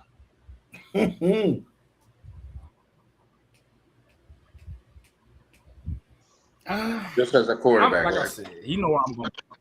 Like I said, if you want to just talk about a guy that knows the game frontwards and backwards, it's Peyton. But what Big Tom did, like I said, coming into the league, like, we always had this conversation, Al, where you say he would never be your first pick, this and that. That's perfectly fine. It's a lot of guys that started off slow that you wouldn't pick, but he ended up outdoing everybody that you said would be picked ahead of him. That's fine. He got better. Okay, but again, we had this argument all the time. Talent-wise, if you was a GM and John started thinking, well, what can he do? You know, but you keep saying Trent Dilfer can throw a 5-yard out. That don't mean I'm going to draft him as my franchise quarterback. Like, what you talking about? Once here? Again, you would really talent-wise, if you was a GM, talent-wise, if you was a GM, you would really draft him over Dan Marino. Look me in the face and tell me that. Here we go. No, but you're talking about one specific time in history. Yes, I would not draft Tom Brady over Dan Marino. But if you look at their careers and how Tom Brady got better, and Dan Marino went to the Super Bowl once and never went back. I'm gonna ask one close to your heart. You would draft Tom Brady over Troy Aikman? Are we? Don't lie to me. No. If we talking about purely just them coming out of college, of course not. But like I said, if you look at their numbers, it's a whole bunch of people that probably should have got drafted before Troy Aikman. But we know he had a great team around him, so he didn't have to do that much. But nevertheless, let me jump in. If you talk about just drafting, talk about the totality of their career. If you talk about the totality of their career, I want to let Cal go, but I've already named that list of quarterbacks that I would draft ahead of him that have less rings. So with Tom Brady wasn't drafted to become Tom Brady. Tom Brady was drafted to be a backup. Peyton Manning was drafted to be Peyton Manning. So I understand the question. So it's almost like it's not really fair to Tom because Tom wasn't drafted with expectations. Peyton Manning was, to me. I'm just asking Tom Brady or Peyton Manning. But see, here's the thing. For you. But hold on though. But see, Peyton Manning was drafted with expectations of being Peyton Manning. Tom Brady was not drafted to be Tom Brady. So I'm going to say Peyton Manning because coming out of college, what he did in college, with the expectation of what he could do, that's why he was drafted. And the Colts were horrendous. There was no expectations for Tom. And the Colts were horrendous, by the way. Yeah, you know, so I will say Tom Brady. Oh, I'm sorry. I'm gonna say Peyton Manning over Tom because Tom wasn't drafted, he became who he was over time. The expectations was we knew or we thought Peyton Manning was gonna be Peyton Manning. To answer your question about because of the size, the strength, and all of those guys, you wouldn't draft Tom Brady over none of those guys because he had to become that person. Thank you. So that's what I'm saying. But go ahead. I'm just saying if you gave me the choice still to this day, because everybody wants to talk after the fact because hindsight is 2020. Oh, he's got 7 rings. Okay. There's still no scenario where I would draft him over John Elway if I had a choice of quarterback. Never. You wouldn't. If you could see the future, you would. But no, just off the Now we got to disagree now. No, I wouldn't. Yes. If I'm building a franchise. Okay. If I'm building a franchise, because you're right, what you said, and you weren't even intending to go here, but I'm glad you did. The situation was almost perfect for Tom as well. Because he came in, there was an established quarterback there in Drew Bledsoe that if he gets hurt, doesn't get hurt, we're still not talking about Tom Brady right now in this conversation. Probably wouldn't even be in the league after a few seasons.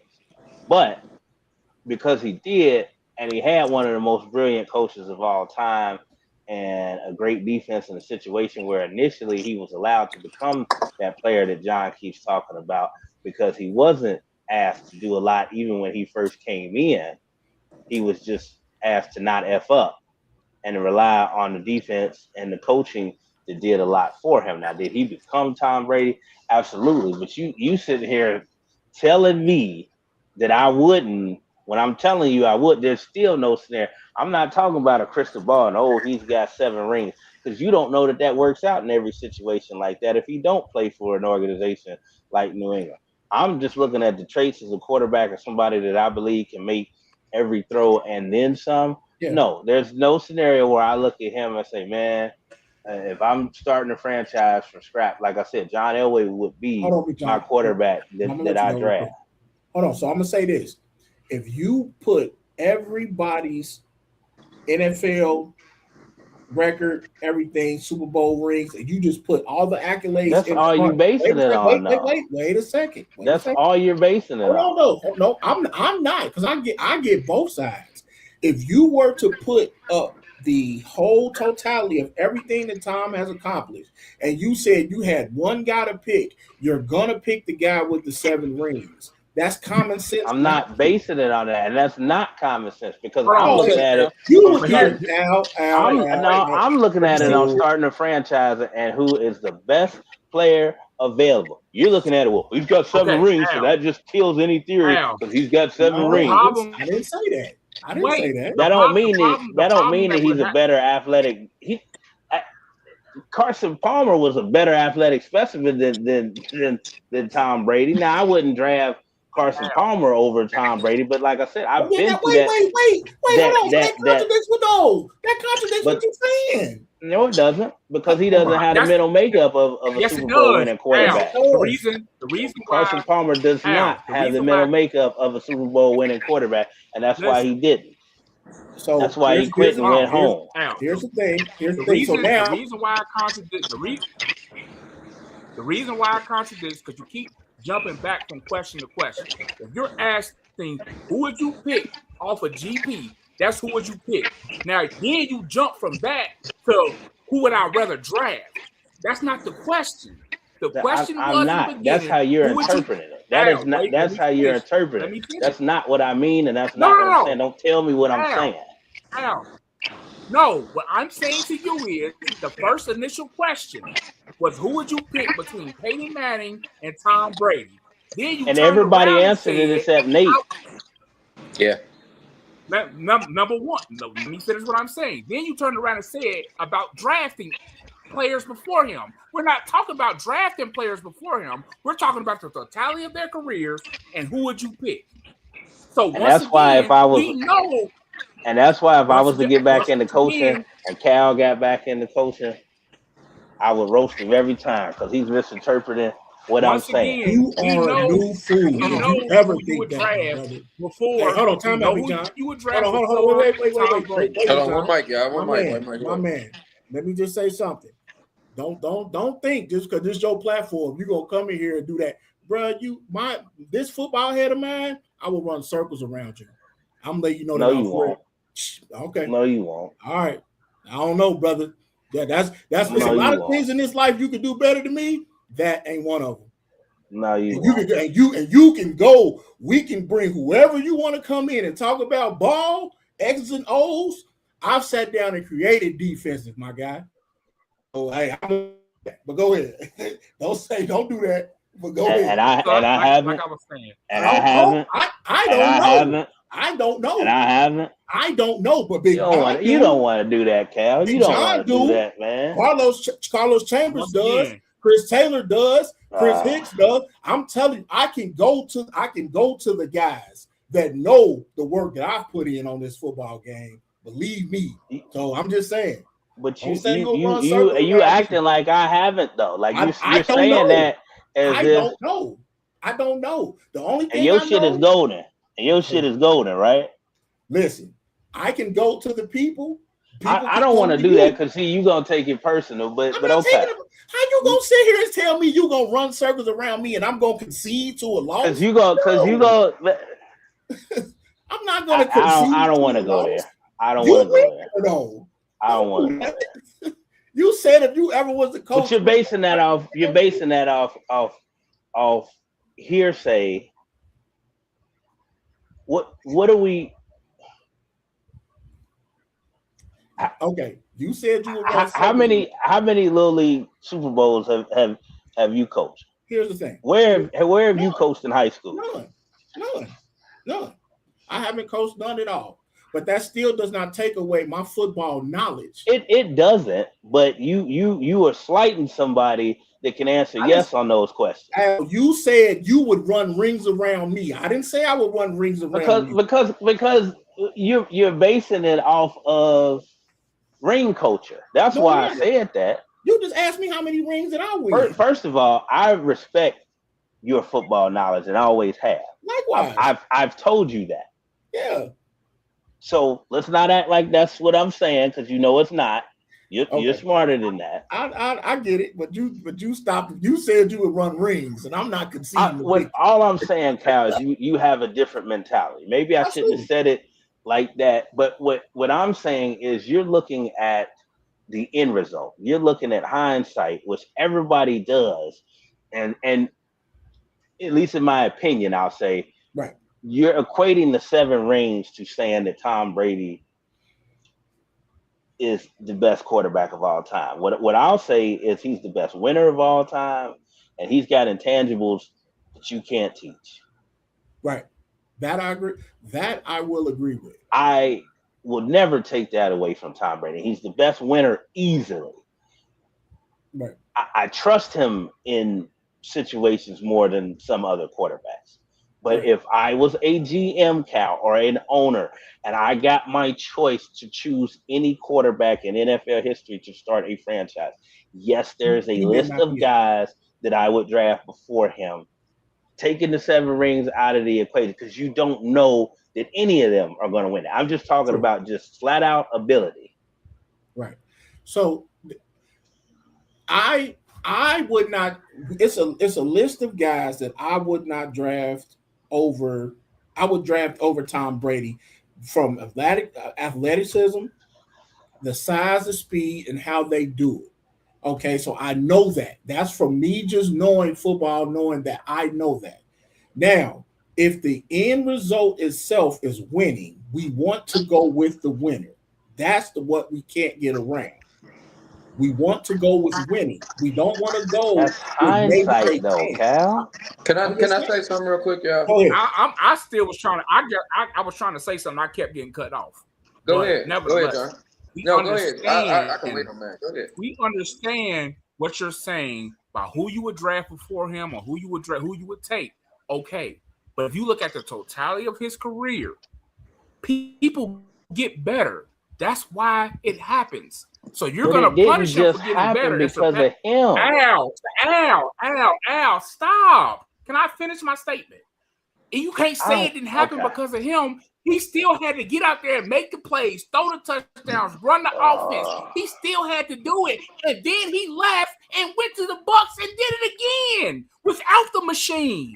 Didn't you tell me you was the one that said if he goes somewhere else to win, you would concede? He did it. Joe Montana was I conceded that he's the best. And I conceded that he's the best. And I conceded that he was the best winner of all time after he won that Super Bowl with the Tampa Bay Buccaneers. But you're trying to get me to admit to something else that I'm never going to admit to. Nobody's saying as a GM that you would pick him over everybody. Nobody is saying that. But this man outworked all the guys you named. He won more than all the guys you named. His numbers are better than all the guys you named. So are you going to punish him for winning? I ain't punishing him, but I'm still not going to say that he's better than Joe Montana. I'm sorry, that's not going to happen. That's fine. That's fine. You don't have to say it. The numbers in the history going to say it for you. You don't have to say it. So LeBron is better than Jordan because he scored more points than him. No. He's not. He's not. But Jordan got more rings than LeBron, so we talk about that too. That's always the conversation too, right? I would draft LeBron over Jordan. I would. Bet you would. I would. Because it goes exactly to what you're saying. I would. Because Michael Jordan is a better. Bro, like that's what I kept saying. You jumping from argument to argument. But see, I'm of the minority because even though LeBron's a facilitator and he can do everything, rebounds and he assists and personally, to me, like if I was drafted a basketball player, it depends on what I'm looking for and what position I need on my roster. But I'm not going to sit here and say to me he's a better basketball player than Michael Jordan. He might be a more accomplished. He might be a more well-rounded if that's what you're looking for. But I've always just said a generational freak. Yeah, that's what he was.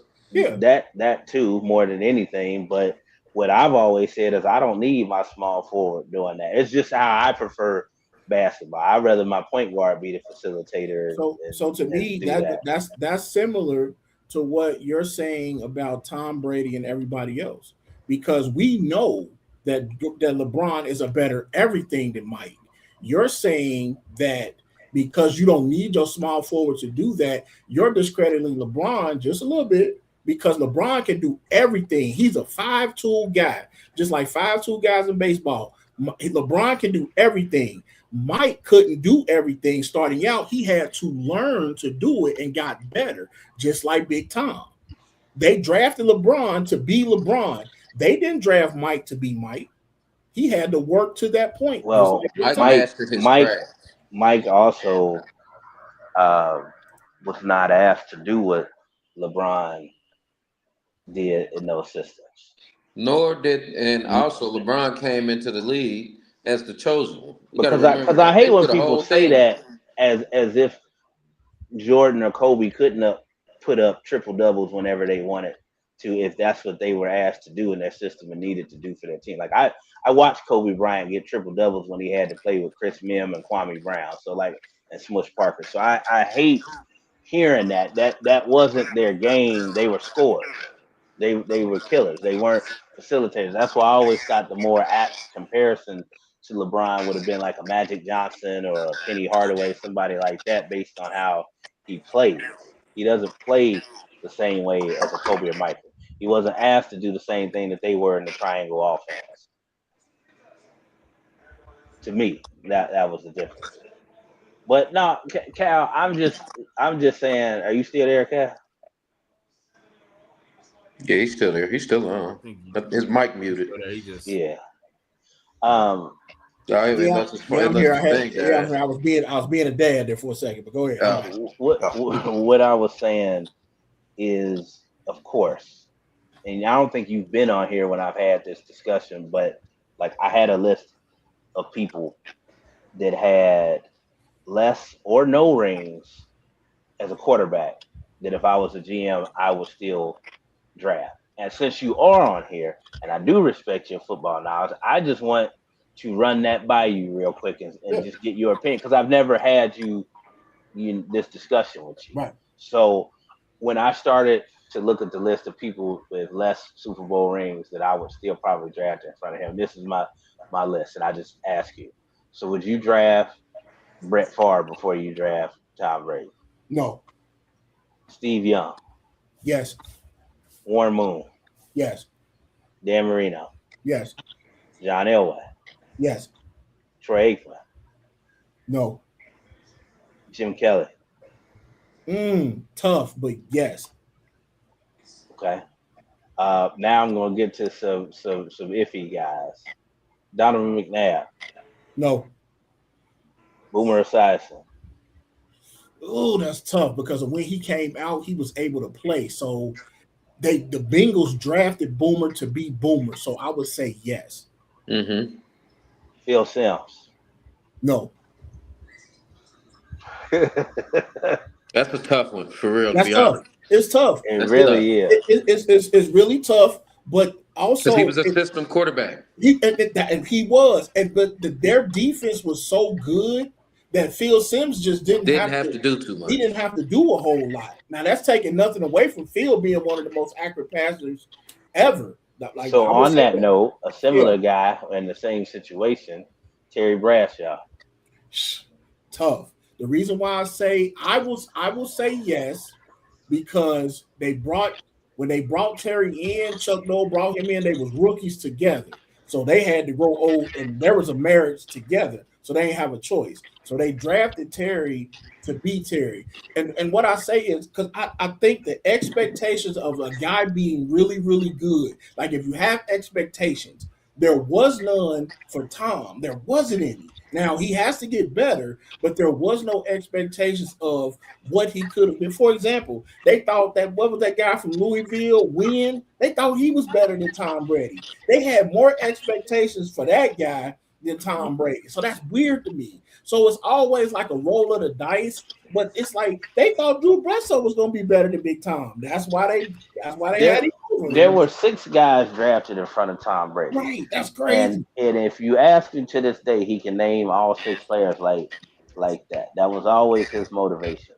But what I always go back to with people is the fact, and Cal, you know this, Steve Dreisbach, Drew Henson, and Brian Griese all started in front of Tom Brady during his time at Michigan. Mm-hmm. This is where Big John's point is apt and correct. Tom Brady became Tom Brady. It wasn't a mistake that he was picked at 199. A lot of people felt the same way. What did he say? A lot of people say it though. John is not wrong because John agrees with you. I'm not saying he wouldn't have got drafted where he got drafted because of his college career and his attributes. I'm just saying over time he became who he was. I'm not disagreeing with that aspect that you're saying. So John is not incorrect. I agree with you. But what I'm saying is, I've had this conversation with you too. I look at Tom Brady how I look at Lil Wayne. When Lil Wayne first came out, didn't like it. But Lil Wayne became who he was and who he is, and now he's considered one of the greatest of all time because he got better. That's what I'm saying. I agree with you on that. Do you keep a guy where you think he should be because of his floor, his ceiling? But if he breaks that, do you give him his credit? He broke his ceiling. He surpassed the ceiling. Right. So that's what I'm saying. And he's the greatest winner of all time. I just said. Right. And he's the greatest winner of all time. Now, I got a couple more people to ask Cal, and we can move on. Mike Vick. For the culture, yes. Randall Cunningham. Definitely. Yeah, for sure. Jim McMahon. No. Not because he had off the field issues, man. Like he was a nutcase. He was a head case. But just strictly football, it's almost similar to me. He's similar to Tom Brady and the career that he had. But McMahon ran the option too, though. So he's a better athlete than Tom was. But so that's hard. But he left BYU with like 40-something passing records, and that's the place where Steve Young and Jaws and a few other good quarterbacks played back in the day before him. No, but so I was curious to hear what you would say about those individuals, and that's why I wanted to ask you. But two, I also want to point out, and you were being real, and because I respect your football knowledge, did you hear how many people you said, I would probably take them before Tom Brady? Yeah. And that was my whole point. I'm not taking away anything that the record books say or what John said, because he's absolutely right. And Tom is Tom. Can't take that away from him. But I just, I named quite a few people where you said, and then there was a few where you was like, I gotta have to think about it. Yeah. Now, because now, and to help Big Tom out a little bit in this conversation, Michigan was wrong about Drew Henson. They was wrong. They got Brian Griese right, but they was absolutely wrong about Drew Henson. He stunk. I don't even know if they was right about Brian Griese. They just happened to have Charles Woodson. Brian Griese got a championship. Brian Griese did his thing though. So Charles Woodson won a championship. Yeah, I mean, true, but Griese you got somebody running. You gotta have somebody running the field. He had to perform. Now Drew Henson, they would shoot down their leg on that. They just thought that offense was so ugly that year with Chris Howard and Anthony A-Train Howard Thomas. Yeah. They won. Not mess it up. And he did. Yeah. They won, But there's no doubt in the impact that Charles Woodson had on both sides of the ball, just him being on the field made them a much better team. Yeah, both sides. Yeah. So that's all I'm saying. I'm not lying when I said that. Like, if you let me draft any quarterback, I'm drafting John Elway. Right. If there's a big game and my house is on the line, yeah, I'm still choosing Joe Montana. That's who I trust. I said no. Two guys that I said no to, but that doesn't mean that they could not have a good career. I said no to Brett Favre because Brett Favre to me didn't do enough at Southern Miss to get drafted. Kind of like Tom didn't do a tremendous amount when he was coming out of Southern Miss. McNabb, I said no because McNabb ran a different scheme. So when McNabb got the Mahomes treatment, when he got the guru, Big Red. So when he got the Big Red, that changed his game. So he drafted. When I say I wouldn't draft them over Big Tom because the schemes were different, and I didn't think McNabb could do it. But he like Big John say, he busted through his ceiling. Well, was McNabb still drafted number 2? He was. He was. For me, I just thought the game. The game he played at Syracuse, I didn't think it was going to transition, but with Andy Reid's help, it worked. It worked.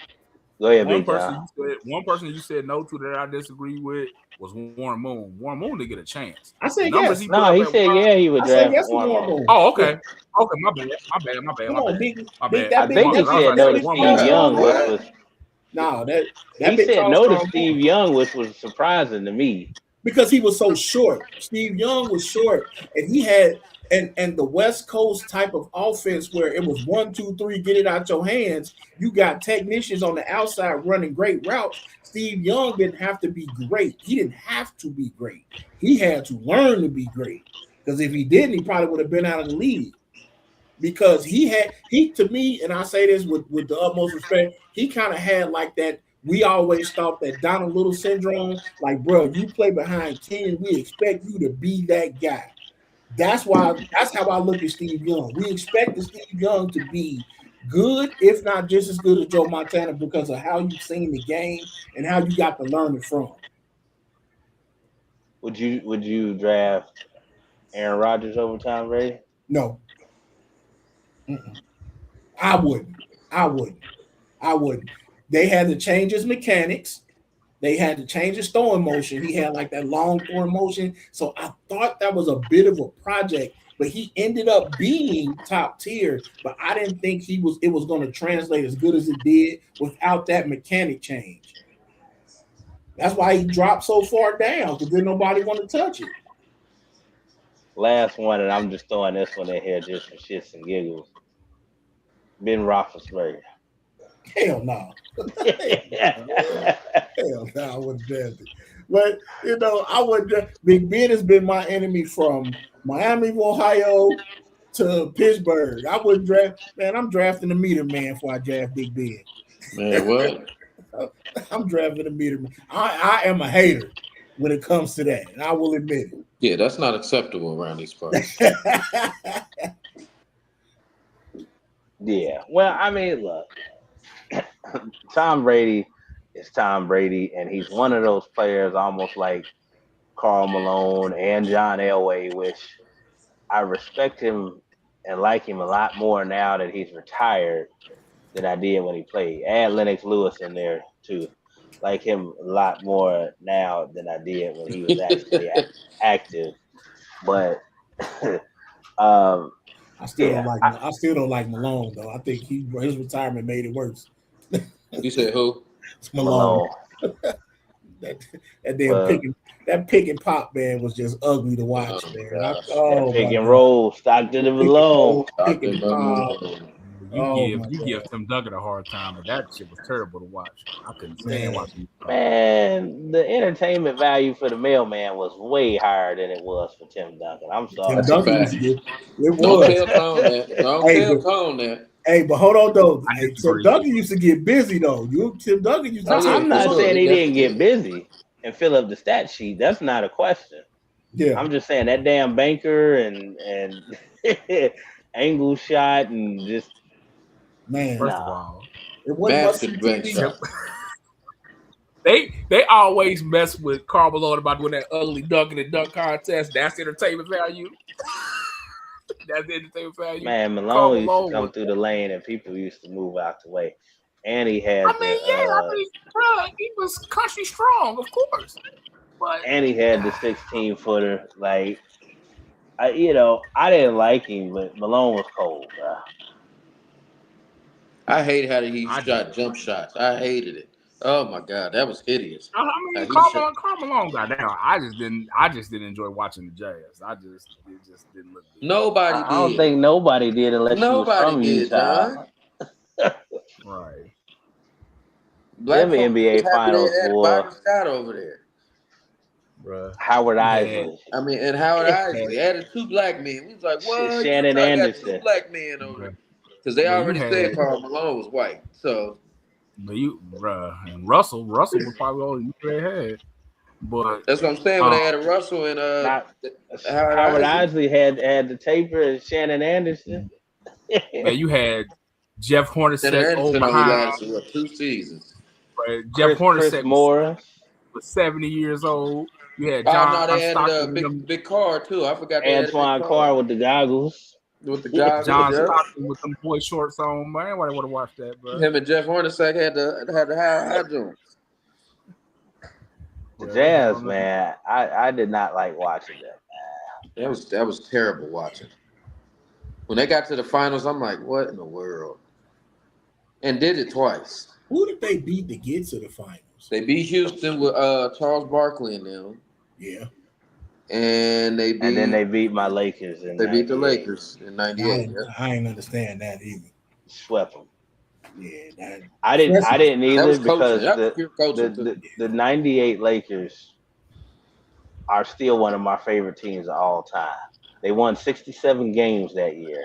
They had 4 All-Stars: Nick Van Exel, Kobe Bryant, Eddie Jones, and Shaquille O'Neal. If you just look on paper, and yes, they had Robert Horry, Derek Fisher on that team. Like on paper, there's no reason Rick Fox. There's no reason they should have lost. Rick Fox he wasn't there yet, was he? Yeah, he was on that team. '98.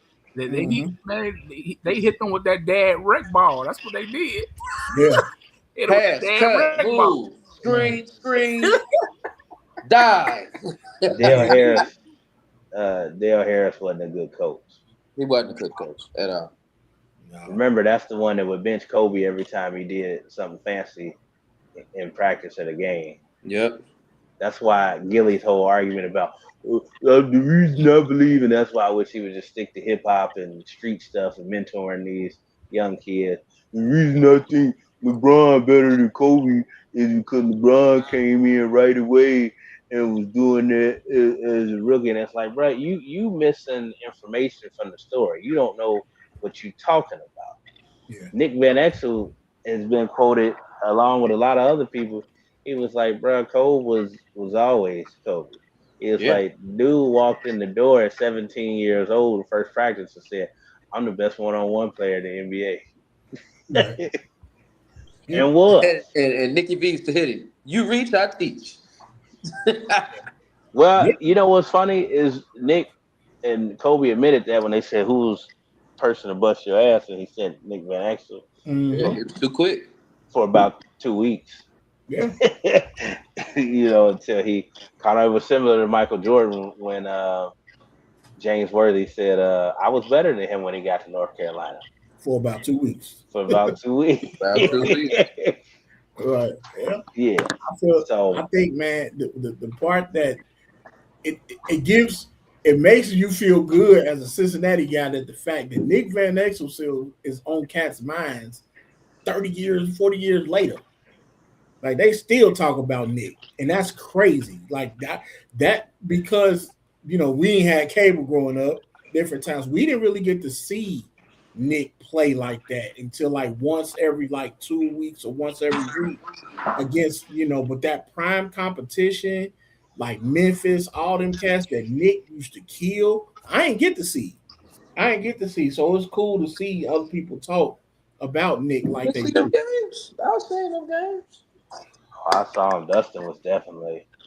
I was locked in. That wasn't Cat First Nation. I knew about Nick right away as a youngster. And then when he went to my Lakers, oh my goodness. Yeah.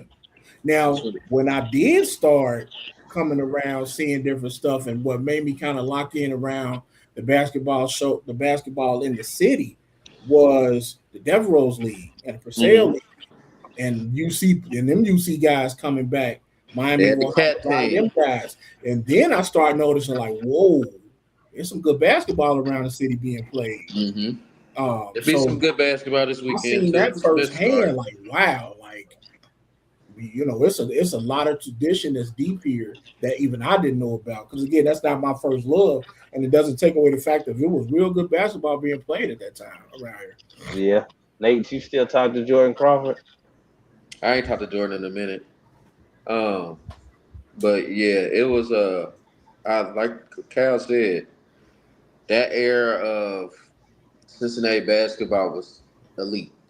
A lot of people don't even know Anthony Pillar used to come to the city to play basketball. Yep. So it was like we had a lot of NBA guys that would come home playing the Devil Rose League, and when it was at Purcell and that Cats team. I remember that Cats team used to stay stacked without them using Yep. The Xavier guys never played for real. They would you catch a couple guys because they was in the city like Keith and Mike. Of course, they was playing because they was both at Purcell, and then we had some other guys, but a lot of Xavier guys didn't really play in that until David West started playing, and him and Josh, then that was later down the line. So one thing I want to end on, because we're pushing 2 hours now, so I definitely want to wrap up. There were a few boxing things that I was going to go into, but Nate, your boy is getting ready to fight again. Yep. Is it this weekend or next weekend? It's next weekend. One thing about Nate, man, he is loyal to Errol Spence, who fights on July 25th. I don't know why, because it's never been entertaining to me, but and I've seen guys that just put their head down and go straight forward, like a Sean Porter, who still puts on an entertaining fight. But I think it's really gonna be an interesting fight, though.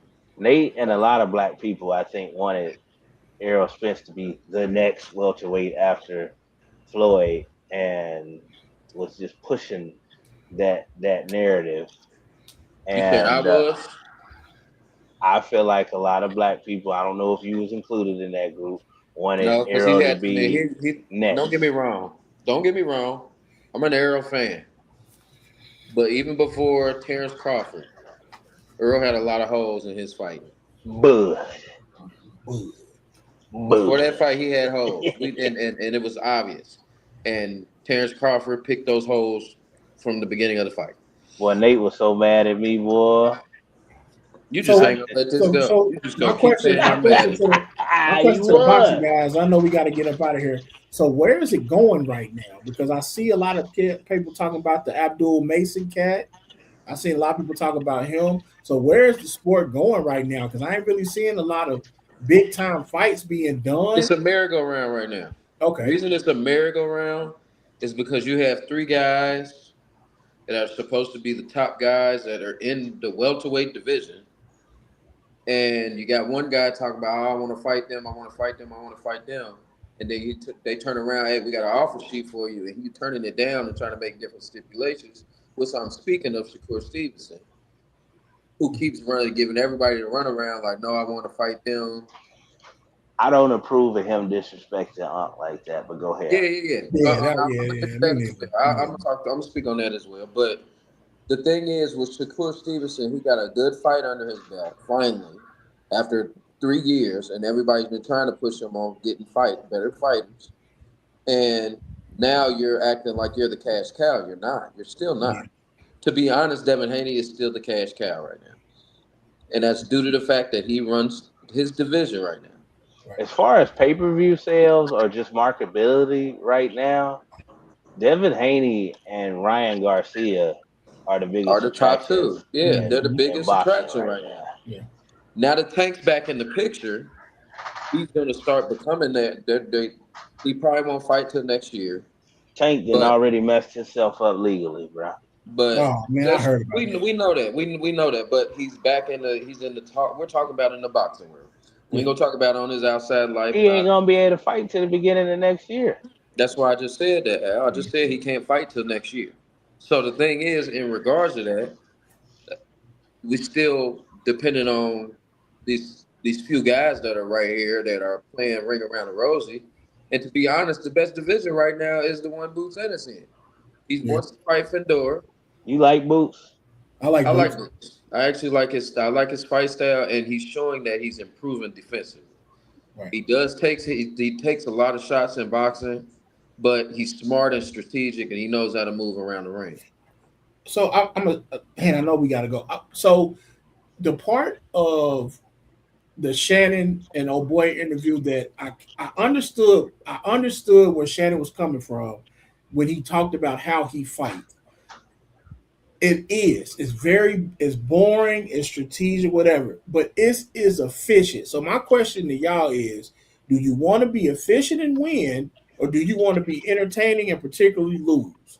Both. It depends on what your motivation is. If your motivation is money, you need to make your fights more entertaining. If you're looking to be the best of the best and you just want to make sure you get through and you surviving in the ring, then you go with a Shakur Stevens fight style. Everybody talks about how Floyd ended his career and being picky and just tagging people with that right hand. But that's not how Floyd always fought. No. He wouldn't have became the superstar that he did if he didn't have entertaining fights on the way up. So there's still something to be said about that. Right. Bernard Hopkins wasn't always a boring fighter. He fought that way when he was in his upper 30s and 40s, still beating people. He was a kidney shot killer. And but see, that's what I'm saying. Like, you can still fight careful and be entertaining. Yeah. He just doesn't have an entertaining style. Now, he's sensitive to that because he hears that all the time and he knows that narrative is out there, and he is young, and that's how he reacts. Because that's not the first time he's done that. You know, he crashed out on Mason Cam, and excuse me, his comments about rappers and I ain't got to respect y'all and all that, when your mom literally named you after the greatest rapper of all time, but that's another story. You know, at the end of the day, he's not an entertaining fighter, but I love the sport of boxing. So I'm not as turned off by it as some other people are. It just does not make him marketable right now for pay-per-view. But let's agree with this, Al. Fights. His first most entertaining fight was his last one. It was. Yeah. It was. And that's why Uncle Shannon said, if you can't knock Tiafoe out, you can't knock me out. You damn sure ain't knocking me out. So my last question, man, is for y'all the boxing guys. I know this. Is he gonna Andre Ward himself out of boxing? No. Andre Ward didn't Andre Ward himself. Andre Ward stepped up. But for the masses and what I used to read up on, he wasn't entertaining. He didn't sell a lot of tickets, and he would beat whoever up. And that's why a lot of people wouldn't fight him, because he didn't bring that type of at that time when Andre Ward was in the industry. You got to think they put that Super Six together. They made that tournament. Yeah. So that tournament put that list of those fighters. Those were the top guys in the middleweight at that time. Super middleweight. So those were the top guys at super middleweight. Andre Ward just did what he had to do. Yeah. Hey, this is what I'm gonna say who was in front of him. To agree with Nate, that Super Six tournament was deadly. Yeah. And the people that he fought, the Carl Frocks and them people from Germany and all over, those were killers. And Andre Ward beat all of them. What people didn't like was that Andre Ward sort of did the Keith Thurman thing where he would not fight if he wasn't healthy. Yeah. He would heal all the way up, which I respect that more than an Errol Spence or even a Manny Pacquiao getting in the ring, getting their ass whooped, and then coming up with an excuse afterwards when you have to sign a waiver before you go in that ring saying I'm 100% healthy. Yep. If you're not, because this is the wrong sport. This ain't a team sport. Can't nobody make up the slack for you. This is a fight, and you can die in that ring. I would much rather do what Andre Ward did and say, hey, I need to sit out for a year. I need to sit out 2 years. And I respect that even more, that he didn't lose any of his mojo and he can come back and still retire undefeated, because sometimes when you take that long a time off, you lose it and you never get it back. That'd be it. And Andre Ward fought everybody that he was supposed to fight at 168.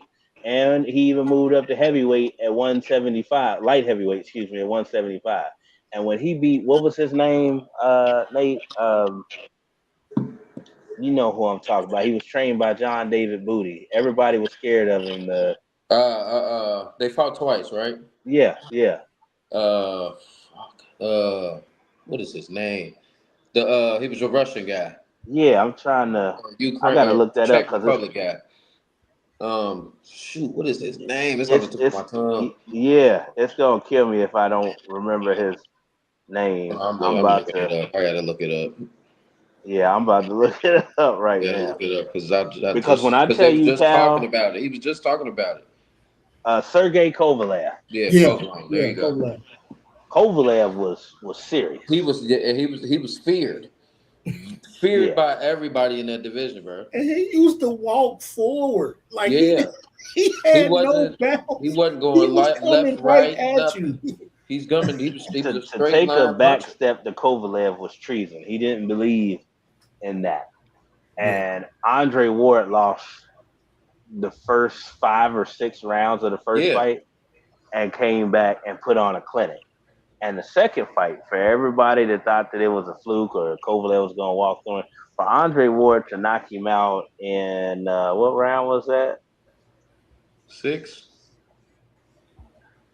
All right. Yeah.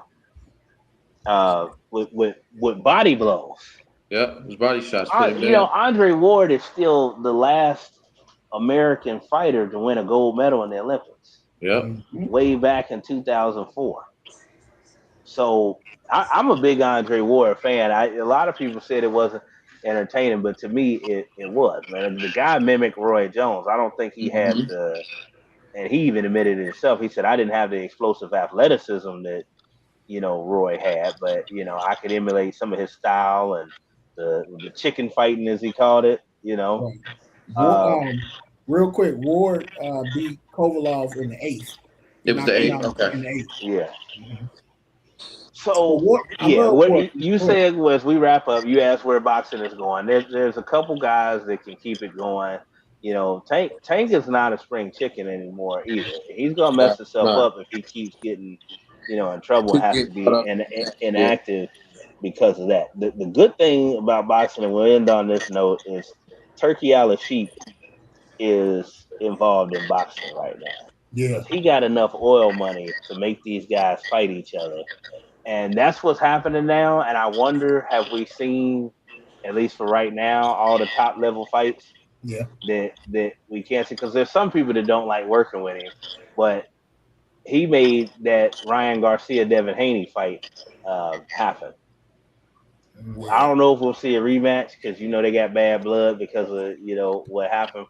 But to me, I think that's the biggest fight that can be made right now. Man, every time Haney and Garcia. Yeah, rematch between Devin Haney and Ryan Garcia. Every time I see little buddy come on, I think of that A-Rab Money song, man.